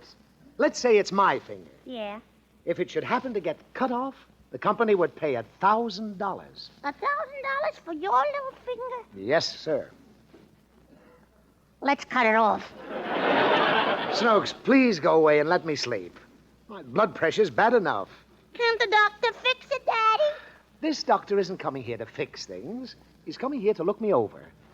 Whatever he finds wrong, he'll report to his company. I don't like that doctor. Why not? He's a snitch. He's not a snitch. He is, too. He's a dirty old mean old dirty old snitch. Oh, Snooks, for the love of heaven, leave me alone. Go away. Where? Anywhere. All right, I'll go outside. No, you don't. Go someplace else in the house. I'm trying to take a nap. I want to take a nap. Well, now, that's a good idea. Yeah. Suppose you run up to your bedroom and lie down. No, I want to lie next to you on the couch. You can't. I want to lie next to you on the couch. Oh, all right, all right. I suppose it's the only way I can get some rest. Oh, come on. Lie here next to Daddy and go to sleep. All right. Good night, little Daddy. Good night. Daddy, Yes? I think I got insomnia. Well, just lie here quietly and don't disturb me. All right. Daddy, What is it? what's insomnia? Listen, Snooks, if you can't fall asleep, count sheep. Little woolly sheep? Yes. With big brown eyes? Yes. I don't like sheep. Well, count kangaroos jumping over a fence. I like kangaroos better. Oh, good. 11, 12, 13, 15, 16, 17, 18, 20, 21, 22, 24, 25. All right, let's have it. What happened to 14, 19, and 23? They tripped. That settles it. Snooks, if I hear one more peep out of you, I'm going to take my belt off. And you know what'll happen then? Mm-hmm. Your pants will fall down. No. I'll give you a tanning, that's what. Now, either you let me take a nap or suffer the consequences. But, Daddy... Not a sound. But, Daddy... Now, you I heard just- me. Don't even open your mouth. I could get more rest in a boiler factory. Oh, just to close my eyes for 15 minutes. Oh, for Pete's sake. I didn't do it. Well, go and see who it is. All right. Hi, Snooks. Oh, hello, Phoebe. can you come out for Halloween? Shh, not so loud, Phoebe. My daddy's asleep on the sofa. But all the kids are outside. Why don't you ask him? I did ask him. He won't let me. Shall I ask him? No, you wake him up. Can't you see he's asleep? Well, what's he doing sleeping so early? He's waiting for a man to come and see him. About what? About cutting off his little finger. Gee, he don't snore like my daddy does. Oh, sometimes he snores. Sometimes he even whistles. Does he talk in his sleep, too? Yeah. Does yours? No, that's what makes my mother so mad. He just mumbles. Poor tired old daddy. Don't he look pretty sleeping on a couch? Yeah, I guess we better not wake him up. No, I wouldn't wake him up. I wouldn't wake him up for anything in the whole world. Oh, for goodness sake! I give up. Did you have a nice little rest, Daddy? Great. With you two kids jabbering in my ears. Phoebe wanted me to wake you up, but I wouldn't do it. I just wanted to know if Snooks could come out, Mr. Higgins. It's Halloween. All right, go ahead. Shoo, both of you, get out of the house. Come on, Snooks, before he changes his mind. All right. Goodbye, Daddy. I should have done that an hour ago. Maybe I'd have gotten some rest. Now I'm so wide awake, my nerves are screaming. Lancelot, was that you yelling? Yes. My defenses just collapsed. I held out as long as I could, but I'm only human. What do you mean? I let Snooks go out. Oh, well, it is Halloween, after all. Maybe it's for the best. It's not for the best. Every Halloween is the same thing. Life and property aren't worth 2 cents with those kids chasing around the streets. What do you plan to do about it? Eliminate the holiday? No. But I can teach our daughter a lesson. You see this mask I'm wearing? Oh, I hadn't noticed. Great. Well, maybe the mask isn't so bad, but when I put on these false tusks... Oh, Lancelot, that's horrible. Pretty frightening, isn't it? Well, you wait here. I'll be back in 10 minutes. Where are you going? Out to teach those kids a lesson. I'll give them such a scare they'll never want to go out on Halloween again.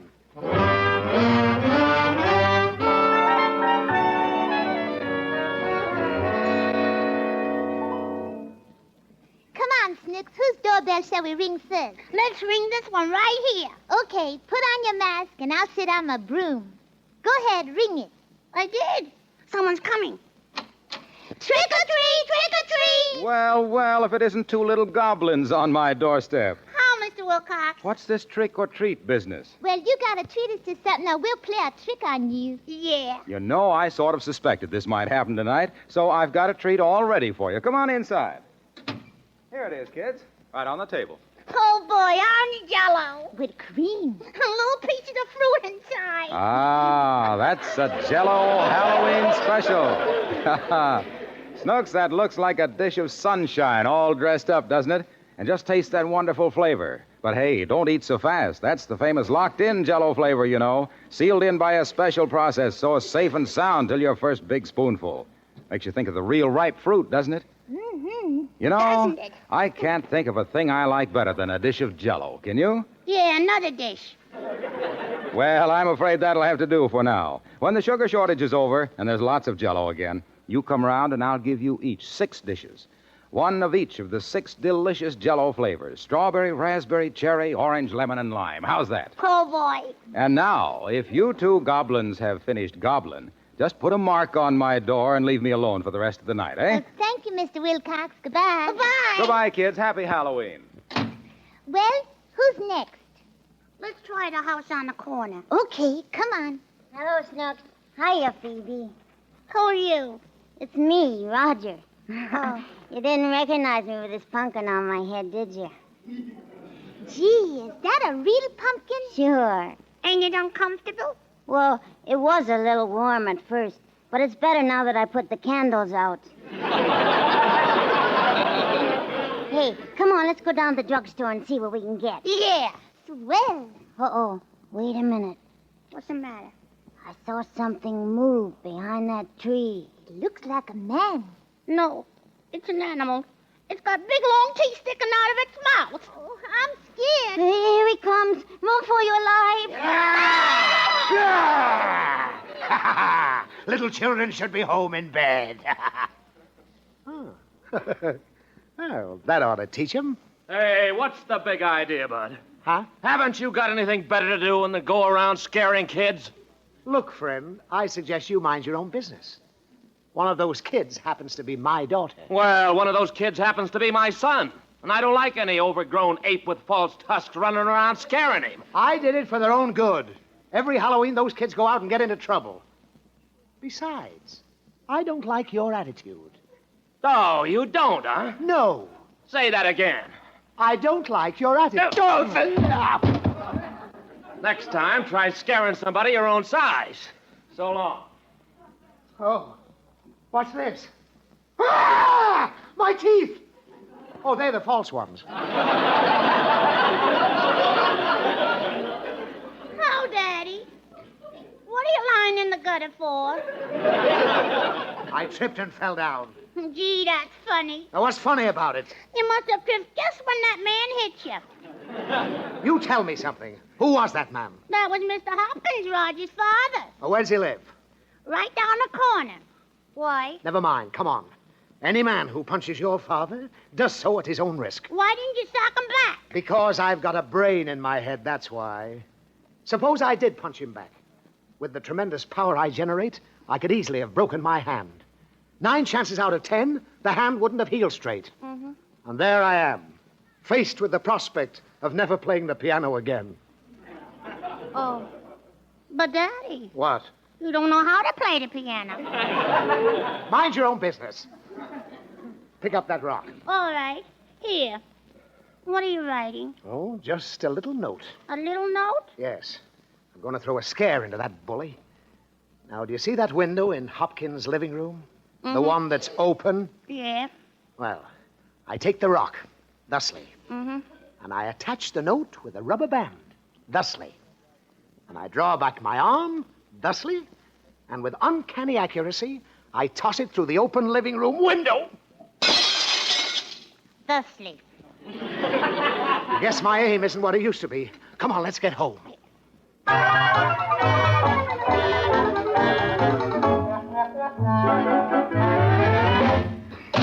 That was fun, Daddy.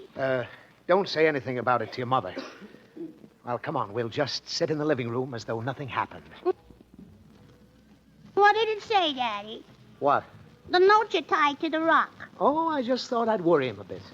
He won't figure that one out in a hurry. All the note said was, guess who? That's a good one, Daddy. Yes. Was pretty clever. What was that? It's a rock. It came through the window. And there's a note on it. What does the note say? It says, who? Uh-huh. Wants to play, does he? Well, 2 can play at this game. Can 3 play? Yes, come on. Lancelot, what happened? What was that? Good heavens, who broke our window? Vandals, Vera. Irresponsible hoodlums. A law-abiding citizen like me hasn't a chance on Halloween. Where are you going? Out to chase him away. Let's go, Snooks.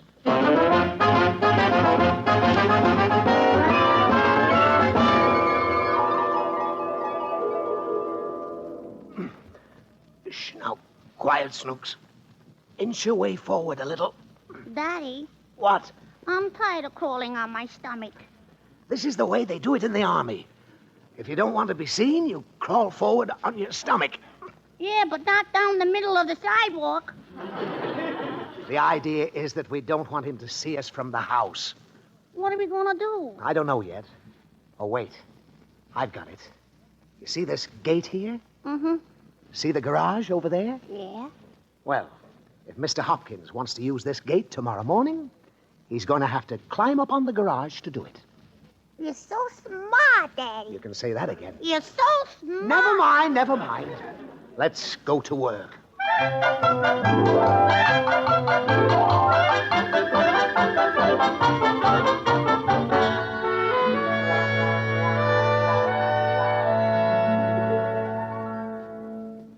Home, sweet home. Gee, that gate looked funny up on top of the garage. Yes, it did, didn't it? But I don't want you to get the wrong idea from all this. Mm-hmm. Certain things are merely mischievous pranks. Others have a purpose behind them. Understand? No. Well, let's put it this way. Your daddy has never been a believer in a policy of appeasement. Neither have I. That's the way I like to hear you talk.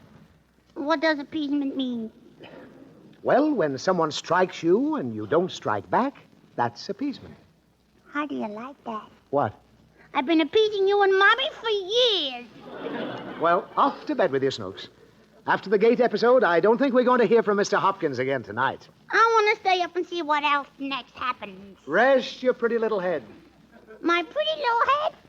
Well, your little head. Nothing's going to happen next.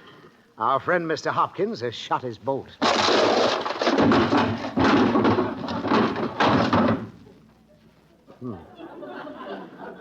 Did you hear something, Snooks? Yeah. What was it? I don't know. The windows seem to be okay. Yeah. Oh, that must be the doctor. Go answer the door, Snooks. All right. Can't answer the door, Daddy. Oh, why not? There ain't no door to answer. What? No door? It's gone. That does it. He wants trouble. All right, he'll get all he's looking for. I got it. A brilliant idea. Run into the kitchen, Snooks, and get some hamburger, a pail of water, and your mother's flat iron. What do you want me to... Now, don't ask questions. Just get them. All right. Now, before I pay a visit to Mr. Hopkins, I'm going to prepare a little reception for him in case he returns. First, this rope stretched across the front stoop and up over the trellis. Hurry up, Snooks. I'm coming, Daddy. And now another rope stretched this way. Here you are, Daddy. Oh, thanks, Snooks. Now I just put the flat iron up here, and the bucket of water goes up on this side. Get the fiendish ingenuity of it? Now. Well, if an unexpected visitor, say Mr. Hopkins, walks across this side of the porch, he gets the flat iron on his noggin. On the other hand, if he trips the rope on this side, he gets a refreshing bath of aqua pura. Who gets the hamburger? I think this hamburger will interest some of the many dogs in our neighborhood. To arms, Snooks. The Higginses ride again. Yeah, let's go to the dogs. Gee,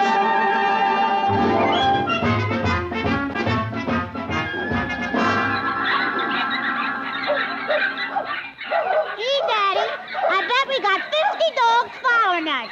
Well, quit patting them. Just keep dangling that hamburger. And stop nibbling at it. Can I have a little taste? Well, what do you want to eat raw hamburger for? I just want to find out what they see in it. You'll find out when we toss it through Hopkins' front door. Now, come on, there's the house. Now, here's the strategy, Snooks. One of us knocks on the door. When the door opens, the other one throws the meat inside. The dogs follow the meat, and Hopkins' living room becomes a bedlam. You got it? Uh-huh. We throw the meat inside. That's right. And Hopkins' living room becomes a bedroom. Not bedroom, bedlam. What's a bedlam? Never mind. Go up and knock on that door. All right. Now run, Snooks. Here you are, Hopkins. Some groceries.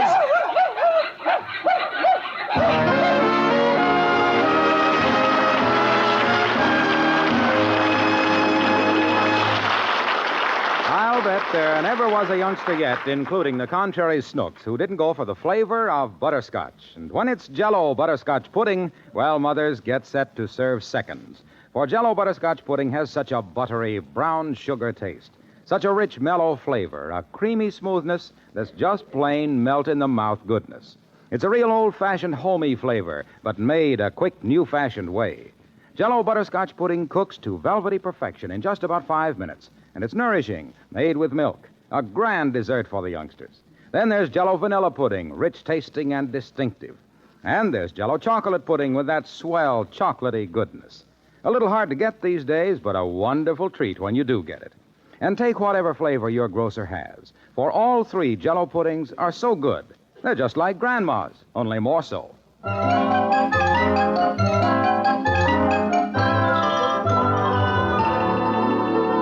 And now back to Halloween in the Higgins home. Mummy is on the telephone. What's that, Mrs. Hopkins? Oh, but that doesn't sound possible. You mean you were sitting in your living room minding your own business and my husband threw a pound of raw hamburger in your face? Oh, really, Mrs. Hopkins? My husband wouldn't do a thing like that. Well, it's probably just another Halloween prank. Well, I don't know what you're complaining about. You should see my house. Windows broken, the front door gone, and the Good heavens, I've got to hang up, Mrs. Hopkins. A strange man just staggered in here and fell unconscious at my feet.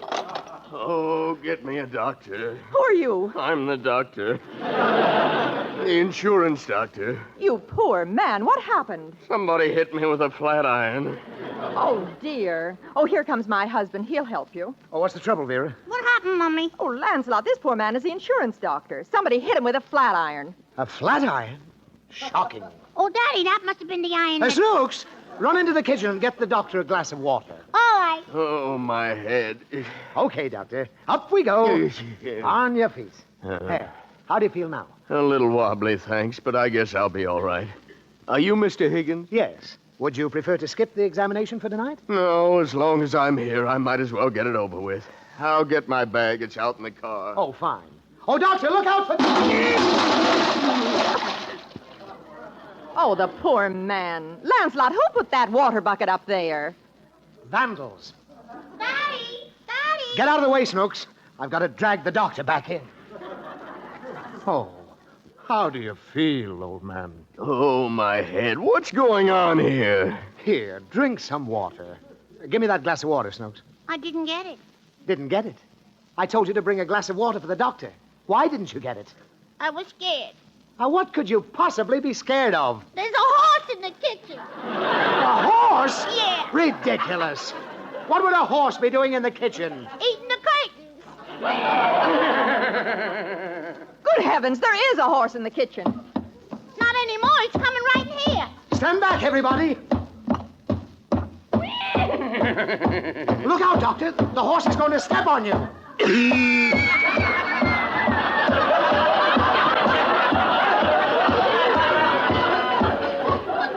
He did step on him. Oh, the poor man. I hope he carries insurance. He's gone. Out the front door. Are you all right, Doctor? Let me help you out. Oh, what a house. Help me to my car. I want to go home. Oh, sure, Doctor. I'm terribly sorry. He's down again. Oh, what hit him? A rocket just came through the window. Oh, another one, eh? And there's a note attached to it. What does it say? It says, thanks for the dogs. He's a horse on you. Why, that low-down, Lancelot, dirty... what is this all about? What's going on here tonight? I'll explain it to you later, Vera. Meanwhile, there's work to be done. Come on, Snooks. All right. What are we going to do this time, Daddy? This time, he gets the works. It's a little trick I learned in college called the sunken living room. It's fiendish in its simplicity. I merely climb a tree beside his house and drop the end of a garden hose down his chimney. And I turn it on? You guessed it.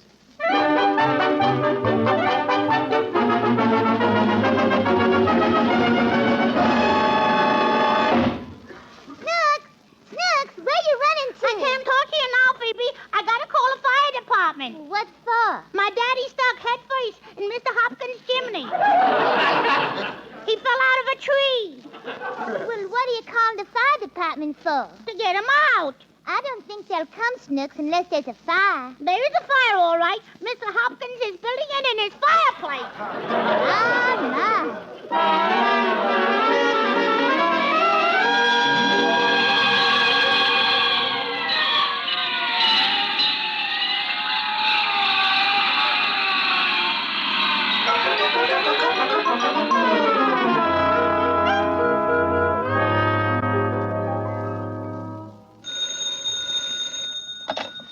Hello? Oh, hello, Roger. How's your father feeling today? That's good. Oh, the doctor says my daddy will be all right in a couple of days. Yeah, as soon as they take the stitches out. What? Oh, I'd love to come over and go waiting in your living room. But I can't leave the house. My daddy won't let me. I don't understand it. But he says every time he lets me out of his sight, I get into trouble.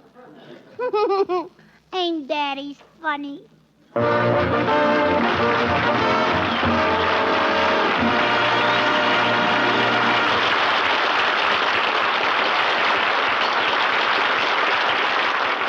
Well, Snooks has done it again. She's really wonderful. And we hope you'll be with us next week when Snooks gets going in another of her amazing adventures. Until then, remember Jell-O and Jell-O puddings. Snooks, what do you say about Jell-O? Just a taste of Jell-O puddings or of Jell-O, and you know it's the one and only Jell-O. I like it.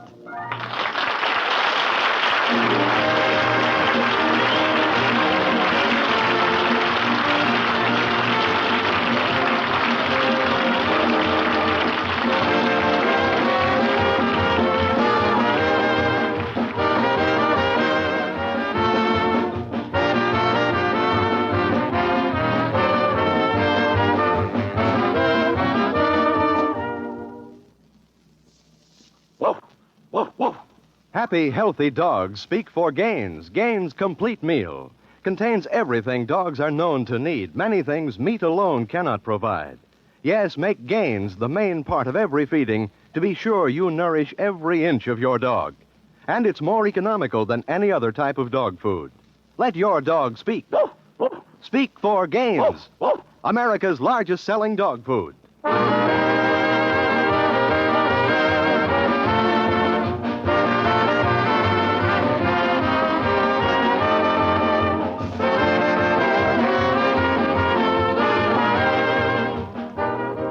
Be sure to listen to The Thin Man, which follows in just 1 minute.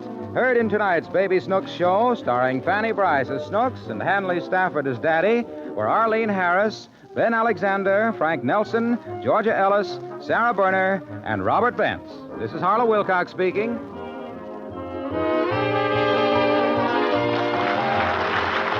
This is CBS, the Columbia Broadcasting System.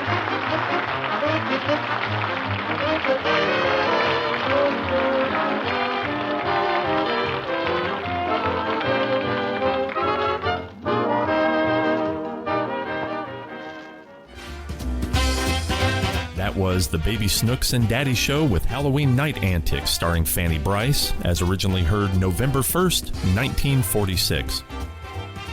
Last up on Classic Radio Rewind is a terrifying episode from Suspense starring Ralph Edwards. Disc jockey Smiley Smith and paranormal investigator Dr. Reed spend the night in a haunted house in Malibu.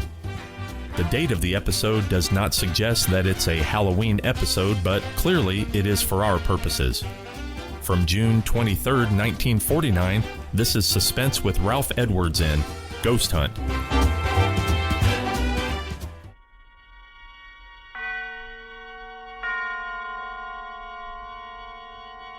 Now, Autolite and its 60,000 dealers and service stations present Suspense.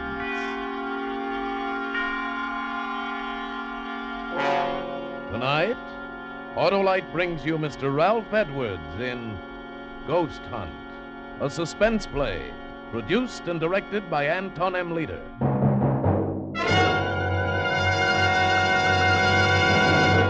Friends, replace worn-out narrow-gap spark plugs with a set of those new wide-gap Autolite resistor spark plugs. Your motor will idle smoother, give better performance on leaner gas mixtures, actually save gas. These winning benefits are all made possible by a newly developed Autolite 10,000-ohm resistor, built right into every Autolite resistor spark plug, making practical a wider spark gap setting, and that's what does the trick. What's more, Autolite resistor spark plugs with this exclusive Autolite resistor have greatly increased electrode life and cut down on radio and television interference. So, folks, see your Autolite dealer and have him replace old, worn-out, narrow-gap spark plugs with a set of the new Autolite resistor spark plugs.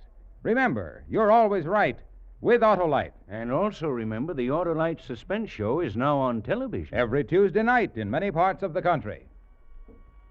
And now, Autolite presents Ralph Edwards in a tale well calculated to keep you in suspense.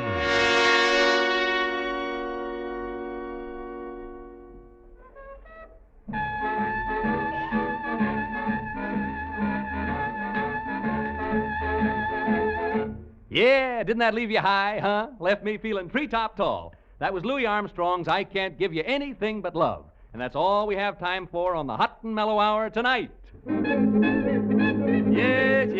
Yes, this is Smiley Smith, your favorite disc jockey. I hope, booting the Hot and Mellow Hour home for this evening.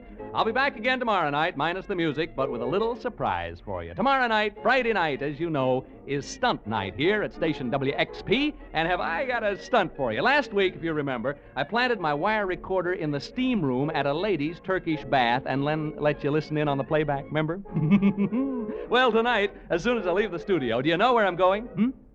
Your friend Smiley is going to spend the night in a haunted house on a spook hunt. You heard me, a spook hunt in a haunted house. I'm bringing my little old wire recorder along with me, and if you tune in tomorrow evening at this time, you'll learn what it's like to spend a night in a haunted house. Ain't that something? Yeah, a real haunted house. No kidding. 4 people are known to have committed suicide there. So tune in tomorrow night and share a real thrill with your old pal Smiley, I must be crazy, Smith. Good night.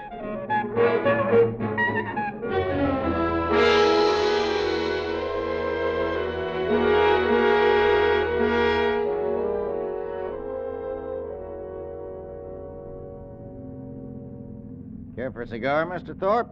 I got some cigars in the dash there. No. Well, no reason for you to carry a chip on your shoulder, Mr. Thorpe. Oh, really? Well, I don't like this fool stunt. Well, I don't see it as a fool stunt at all. I really don't. I think it's the only way you're going to unload this house. Ordinary selling methods won't work in a case like this.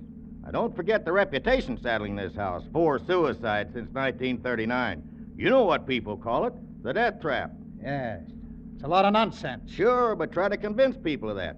Anyway, when this disc jockey offered me this chance to kill all the rumors about about the property, I just naturally jumped and took him up at it, especially since it don't cost a cent. You sure about that?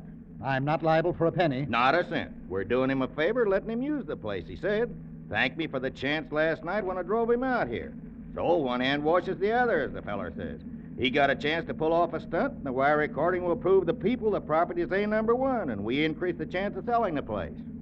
Well, as long as it doesn't cost me anything. Not a thing. He's using his own recorder, and I'm paying for the rental of a couple of walkie-talkies he hooked up to it. Well, what about this, Reed? Does he charge anything? He comes gratis, too. Dr. Reed is, psychic investigator. Belongs to a couple of societies that do nothing but hunt ghosts. He showed me articles he's written about it in their magazine. Well, here's the house. Yeah, looks real nice in the sunshine, don't it? Yeah, man, smell that sea breeze. You don't have to sell me. Well, let them know we're here. Yeah, probably asleep up all night and everything. Why don't they come out? You think they've gone? Well, I told them last night I'd pick them up around 11. Smith! Smith! Hey, Smiley! Dr. Reed! Yeah, fast asleep, I guess. We better go in and wake him up.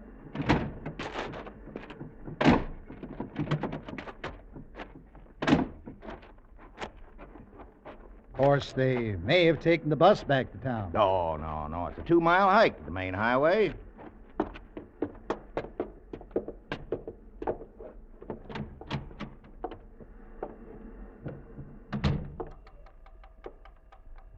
Smith! Hey, Smiley. Where are you? Wake up. You don't suppose, do you? Oh, no. Smith. Dr. Reed. What's that clicking noise from in there? Well, it's his wire recorder. He left it running. These machines cost a lot of money. Doesn't he care if he uses up his batteries? Well, where is he, and where's this Reed? Maybe they're upstairs. Smith! Hey, anybody home? They must have walked to the highway and taken the bus. Well, he wouldn't have left these machines. Well, where are they, then? Where are they? No, don't get excited, Mr. Thorpe. Don't tell me not to get excited. If something's happened to them in my house, I'm liable. Well, you try this side. I'll try that one. All right. Smith. Hey, Smiley. Smith. Oh. McDonald, come here. Well, what? Oh, No. Reed. Dr. Reed. No, don't touch him, Mr. Thorpe. You'll get your hands off. Look. Blood. Is he dead? I can still feel his pulse. We better get him to hospital fast.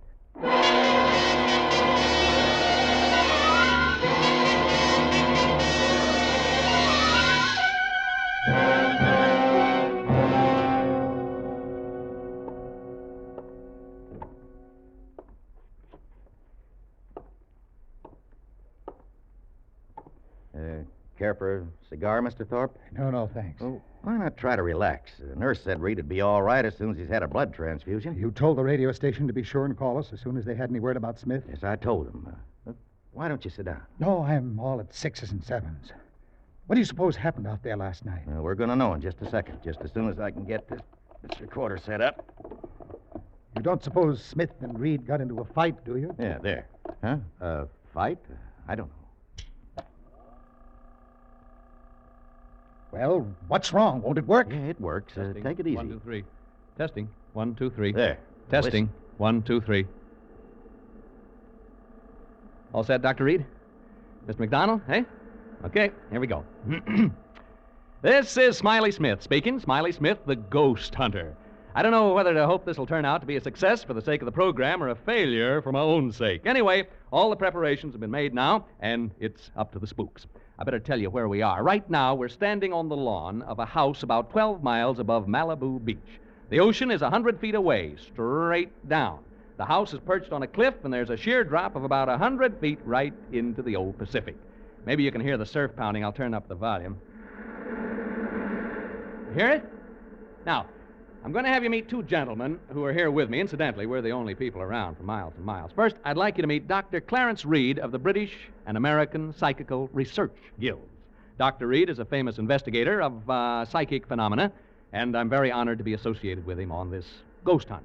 He's smiling in an embarrassed sort of way. You're much too kind, Mr. Smith. Dr. Reed has conducted experiments in this field with such great believers in spiritualism as Oliver Lodge and Arthur Conan Doyle. He looks a bit like Santa Claus. He's short and stocky. You don't object, do you, Dr. Reed? No, indeed. And he has a magnificent white beard, a truly great beaver. Dr. Reed is so enthusiastic about ghost hunting that he got out of a sick bed this evening to be with us. Excuse me. My lungs. Mm-hmm. I was gassed in the First World War. Yeah. Anyway, Dr. Reed and I are here on the lawn looking at the house. Can't see much. It's around, 11 p.m. now. Seems to be a rambling sort of house, 2 stories high. Since it was built, there have been 4 suicides here. Is that right? That's right. Now, into the mic, please. Oh, yeah. 4 suicides since 1939. I better tell them who you are so they won't think you're a ghost. Standing with the doc and me is a real estate agent, Mr. Charles McDonald. He handles this property, and he can tell you a lot more about it than I can. Well, the house was built by a man named Marcus, Toby Marcus, an orange grower. Built the house as a wedding present for his wife. A month after they moved in, she took her own life. On the day of her funeral, he committed suicide the same way. There have been 2 other cases since then, and Did they all jump into the ocean? Yeah, all 4 of them, right over there. Yeah. The last one was actually seen doing it. About 3 years ago. He was seen running like all get out the edge of the cliff, and he was shouting and laughing and yelling as though there was people at his side running right along with him. You kidding? No, it's a fact. He was laughing and yelling and running, and when he got to the edge, right over there, he jumped and never came above water. As good an argument against cold baths as ever I've heard. Since then, people just refuse to live in this house. Silly, I call it. Anyway, if you and Dr. Reed find any sign of a spook, I'll advise the owner to pull the house down and rebuild. But if you don't find anything, I'm hoping this will convince folks that here's a real buy. Yeah, okay, Mr. Smith, you and the doctor are on your own. I'll be by in the morning to pick you up around 11. Goodbye, Mr. McDonald. I hope there's something left for you to pick up in the morning. Well, it's almost pitch black, folks, and I guess Dr. Reed and I ought to begin. I don't believe in ghosts, never have, but what I say is this. If you're dead set on looking for them, this is a dandy place to do it. So long! Mr. McDonald just checked out. And then there were 2. Well... 3. Oh, my dog, yeah. Folks, I have my dog, Jeff, with me. He's a wire-haired terrier, 3 years of age, and he can talk. Yeah, say hello, Jeff. Come on, Jeff, say hello. Come on. Well, anyway, he's a wire-haired terrier, and he's 3 years old. Shall we go inside now, Dr. Reed? I was about to suggest it.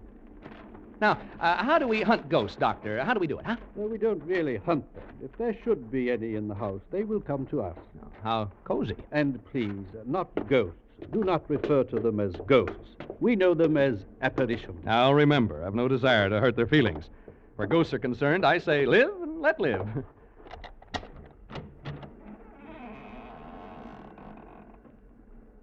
Well, we've opened the front door now. Maybe you heard the hinge squeak a little. Now we're standing here looking in. Can't see much. Smells sort of musty and damp. What's the matter, Jeff? What's the matter, boy? Jeff! Oh, come on now, come on. My dog seems to object to entering this house. He has all 4 feet braced, and he's straining against the leash. Perhaps he senses something we don't. Like apparitions, maybe? Perhaps. It's not unusual. Animals lack the veneer of sophistication we humans possess, and are more sensitive to such emanations. Yeah, come on, Jeff. Now, stop this nonsense. He probably smells a mouse or rat or something. Come on, Jeff. We're going in whether you like it or not. Well, there's a short entrance hall, and over there at the end of it is a flight of stairs leading to the 2nd floor. Jeff! And over here at the left is what seems to be a large reception room. We're entering this large room now. There are windows over there, French windows, and through them I can see the ocean. The electricity hasn't been turned on, so all I have to see by is a flashlight. Not a very powerful one at that. Dr. Reed is now adjusting his walkie-talkie. It's hooked up to my recorder so that he can cut in while he's hunting and tell us what he's found. Here's a few words from Doc before he sets forth on his investigation through the house.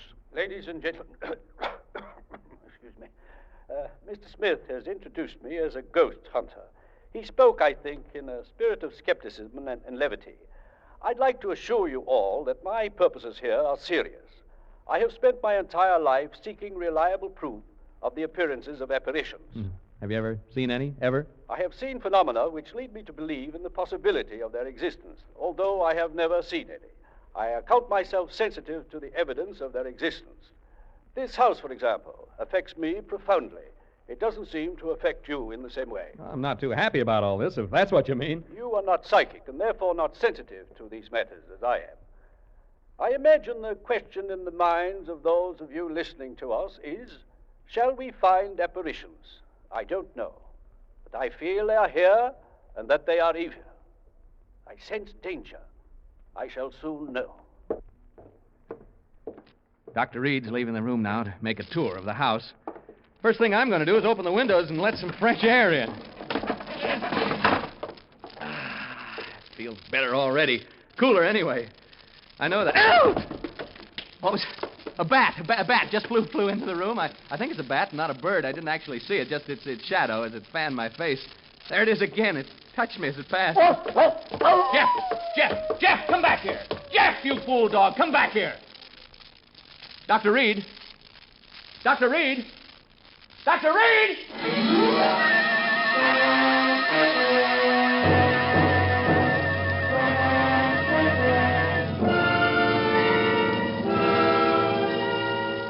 For Suspense, Autolite is bringing you Mr. Ralph Edwards in radio's outstanding theater of thrills, Suspense.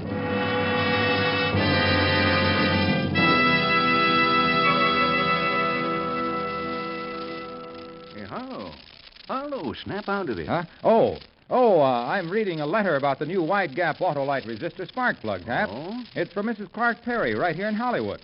She says our 1948 station wagon has given constant trouble. Finally, the garage man said all the difficulty was spark plugs, and he installed a set of Autolite resistor spark plugs. Now the car runs beautifully. The very first time my husband has been really pleased. Well, smart garage man. Smart people to take his advice.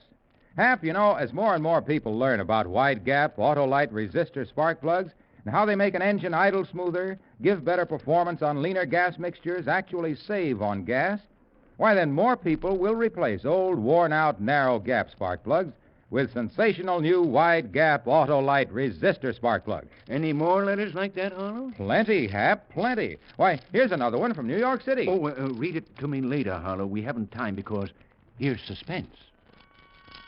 And now, Autolite brings back to our Hollywood soundstage Ralph Edwards as Smiley Smith in Ghost Hunt, a tale well calculated to keep you in suspense.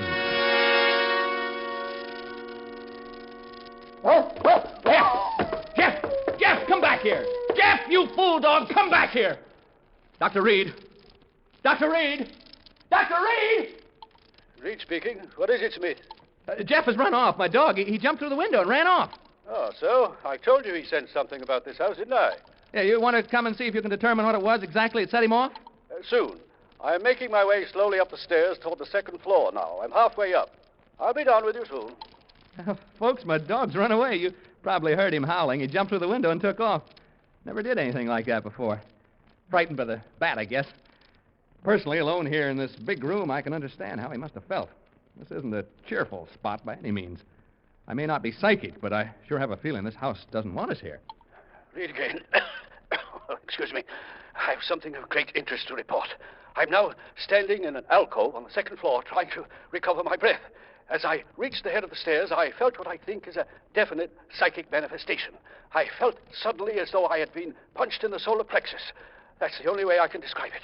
At the same time, I began to perspire. My head is still swimming slightly, and I have difficulty in swallowing. My pulse rate is around 110 in a minute. The sense of evil is very strong. I feel very, what shall I say, profoundly depressed. Do you want me up there? No, I prefer to remain up here alone. The presence of a disbeliever such as you might interfere with my investigation. Folks, I'd like you to get a picture of what it's like here. It's very quiet, for one thing. I've never been in such a quiet place, and it's pretty dark. No light except my flashlight. Tell you what, you go now and douse all the lights you have on. Go ahead, put out the lights, and that'll give you a clearer feeling of how it is here with me. Go ahead, put out the lights. Hey, did you hear that? Real estate agent told me I'd probably hear rats and mice in the walls. Well, I can certainly hear them now. Even you can hear them, I think. It's as though... Dr. Reed speaking. I've been working my way toward the front room, the one directly above the one in which Mr. Smith is now. The vibrations have become stronger and more pronounced as I approach it. I think I am on the verge of an important discovery. Important discovery. Did you get that? Now I can hear Dr. Reed moving about in the room above. I don't suppose you can. Have a try anyway, huh? Hear him? I hope he finishes his investigation soon, because, quite frankly, I'd like to get out of here. I can well imagine people becoming unhinged in this place. Right now, I find myself pretty jumpy. I'm not being very brave, am I? It's being alone in this room down here that does it. This darned old house. It's a very, the atmosphere. It's so very... I wish only to make this hurried report before continuing with the investigation in this room. I have carefully sounded out all the parts in this room, and the emanations are most strong from what appears to be a closet, before which I am now standing. As soon as I open the door to this closet, I will have, I think, a thing of great interest to communicate. I find no key to the lock, and so I will attempt to remove the hinges with my penknife, and I will tell you what I find when I open it. I'll tell you what it would cost to get me to open that door. In the basement at Fort... There's that bat again. It seems to like me, the way each time it passes, it touches my face or my neck with its wings. They're smelly things, bats. I don't suppose they bathe very often, if at all. I wonder how... Get away, you bat! That bat'll be the death of me. Yeah, it's like a jingle, isn't it? Bat'll be the death of me, the death of me, the death of me, bat'll be the death of me. It isn't far from London. No, that isn't the way it goes. It's come down to Q in lilac time, in lilac time, in lilac time. Come down to Q in lilac time. It isn't far. I haven't thought of that since I was a kid in grammar school. See, I had a lonely childhood when you come right down to it. I mean, that's my affair, isn't it? Yes, it is. It certainly is. I have succeeded in removing the hinges to the door, and I find inside it is not a closet, but much larger. It is, I think, a dressing room. I have not yet been inside, but I am about to enter. What was I talking about? Bats. Well, the bat flying back and forth in this room... Did you hear that? Did you hear it? Dr. Reed must have knocked something over in the dressing room. A chair, huh? A chair, yeah, a heavy chair by the sound of it. The chair, or whatever it was, must have fallen right over my head. That's the way it sounded. I can see a small stain forming right on the ceiling, right over my head. Something ran across my foot just then. A rat, I think it was. I've always hated rats. Most people do, of course. That stain up there bothers me. It's gotten so big so soon. I think I'll take a chance and bother Reed and ask him what it is. Dr. Reed. Reed, can you hear me? Are you all right? Hello? Well, he didn't answer. I think he's just a little bit deaf. Think so. What do you suppose he's found, huh? I'm afraid this is rather dull for you listeners. I'm not finding it so, of course. There. I heard him cough. Did you hear that cough? Hope he's all right. He got out of a sick bed to come here this evening, you know. He was gassed in the First World War, and this place is beginning to get on my nerves a wee bit. Just a teensy-weensy bit. Reed, speaking. Hello? He switched off. That's a bad cough he's got. I feel so lonely. I've been alone so much in my life. Not so much now, of course, but when I was younger, I was alone so much of the time, you know, struggling to get ahead, living in a hall bedroom, wondering where my next meal is coming from. I get the blues just remembering it. Seem sad, young people having to spend so much time alone. Sad for old people, too, of course. I'm saying of course a lot. Of course I am. Hey, that stain on the ceiling, it's grown amazingly. It's actually beginning to drip. I mean, form bubbles. They'll start dropping soon. Colored bubbles, they seem to be. Odd-shaped stain, like a body lying on its back with its arms stretched out. It's cheerful. Oh. I'll certainly advise Mr. McDonald to have this place pulled down.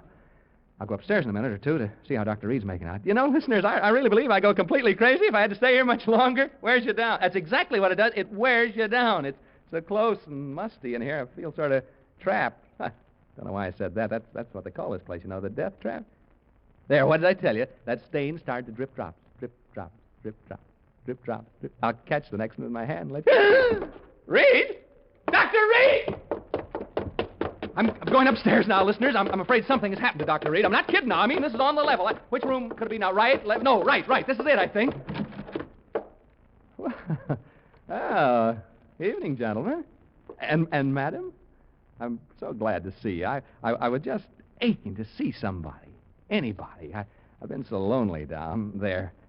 What have you done with the doctor, huh? I know he's been hurt. See the color of the bubble on my hand? What have you done with him? Make way, please, gentlemen. Make way. Well, this isn't the funniest darn thing. This can't be Dr. Reed lying here. He didn't have a red beard. Now, don't crowd me, gentlemen. Don't crowd me, please. Huh? You want me to go where with you? You want me to do what? Speak up, gentlemen. To the cliffs. Down to the cliffs? You mean right now? Well, all right, if you'll come with me. I don't want to be alone anymore. You will come with me? All of you? All four of you? You too, ma'am? Oh, good. Come on, then. To the cliffs. To the cliffs. To the cliffs. To the... He jumped over the cliff. He jumped over the cliff. McDonald, he jumped over... Mr. McDonald, Mr. Thorpe, you may come in to see Dr. Reed now. What? Uh-huh. Dr. Reed is conscious. You may see him now. Is he able to talk? Just for a few minutes. In here. Come in. Come in, gentlemen. How are you, Dr. Reed? We've been waiting to see you. Yes, and I must apologize, gentlemen. I had a most unfortunate accident. Hemorrhage. Hemorrhage? Yes. My lungs, you know. Now, gentlemen. Hemorrhage? Dr. Reed, what happened in that house? What happened to Smith? We've just been listening to a playback of the recordings you made out there. Smith? Well, isn't he with you? We've just heard the recording, Dr. Reed. Smith jumped over the cliff. Into the ocean. Oh, that poor boy. Dr. Reed, will you please tell us what happened? From what we heard on the recording, there were ghosts in that house. Ghosts? I didn't see any ghosts. But Smith, what about him? If he went over the cliff, it was fear that drove him over. But, gentlemen, I didn't see any ghosts. As for that unfortunate young man, who can say now what he saw or thought he saw?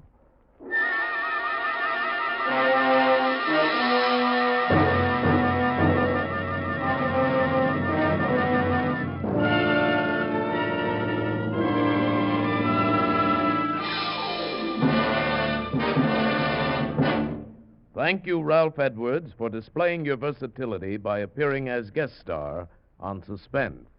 Say, Harlow, that Edwards does everything. Hap. No does. Don't use that word on our Autolite show. Oh, come now, Harlow. I can make you use that word, as you call it. How? Now, don't you say that Autolite resistor spark plugs make your car engine idle smoother? Yes, but... And your car gives better performance on leaner gas mixtures. Saves gas. Sure does. Does. Aren't we devils? Ralph, you tricked me. Well, anyhow, it does my heart good to tell people that Autolite resistor spark plugs are ignition engineered by Autolite, which makes more than 400 products for cars, trucks, airplanes, and boats in 28 plants from coast to coast. Autolite also makes complete electrical systems for many makes of America's finest cars. Batteries, spark plugs, generators, starting motors, spark plug wire, battery cable, coils, distributors.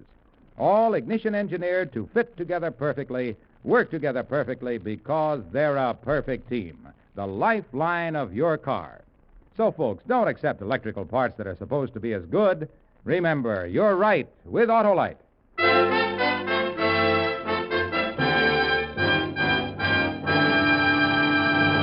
And now here again is Ralph Edwards. I want to thank Tony Leader and his great cast of actors for helping to make my appearance on Suspense a very pleasant consequence.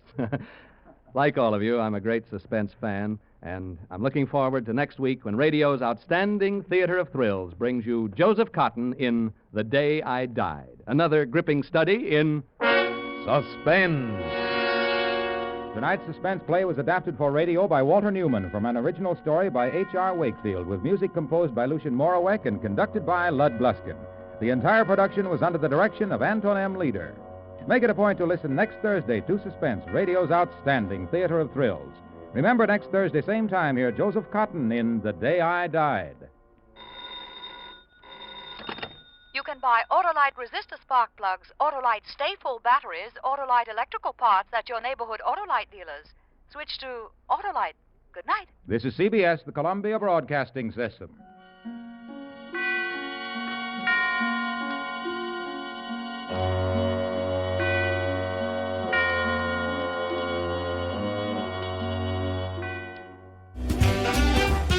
That was Ghost Hunt from Suspense, starring Ralph Edwards, as originally heard June 23rd, 1949. I'll be right back in just a moment.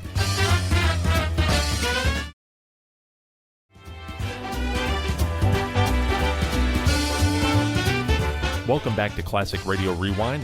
With the Halloween month of October underway, Old Time Radio is now underway in preparations for its annual Halloween Spooktacular. Halloween Spooktacular is a 3-day event that will kick off Tuesday, October 29th at 6 a.m. Eastern Time with the complete 52-part George Edwards serial of Dr. Jekyll and Mr. Hyde. Later in the day on the 29th, we'll continue with a 12-hour marathon of The Witch's Tales. The next day, on October 30th, Old Time Radio USA will celebrate the 86th anniversary of the Mercury Theater on the air broadcast of The War of the Worlds. A long-standing tradition of Old Time Radio USA is to broadcast in a back-to-back format this episode all day long. And then wrapping up the Halloween tradition on October 31st with a 24-hour marathon of Lights Out. So mark your calendars for this 3-day annual Halloween Old Time Radio event. And with that, wraps up this edition of Classic Radio Rewind. Join us next time for more Halloween greats from the golden age of radio. I hope that everyone enjoyed the first of 5 weeks of Halloween here on Classic Radio Rewind, and that you can join us again next week for another 2-hour trip down memory lane. For Classic Radio Rewind and the WOTR Radio Network, this is Barry Slinker saying goodbye for now.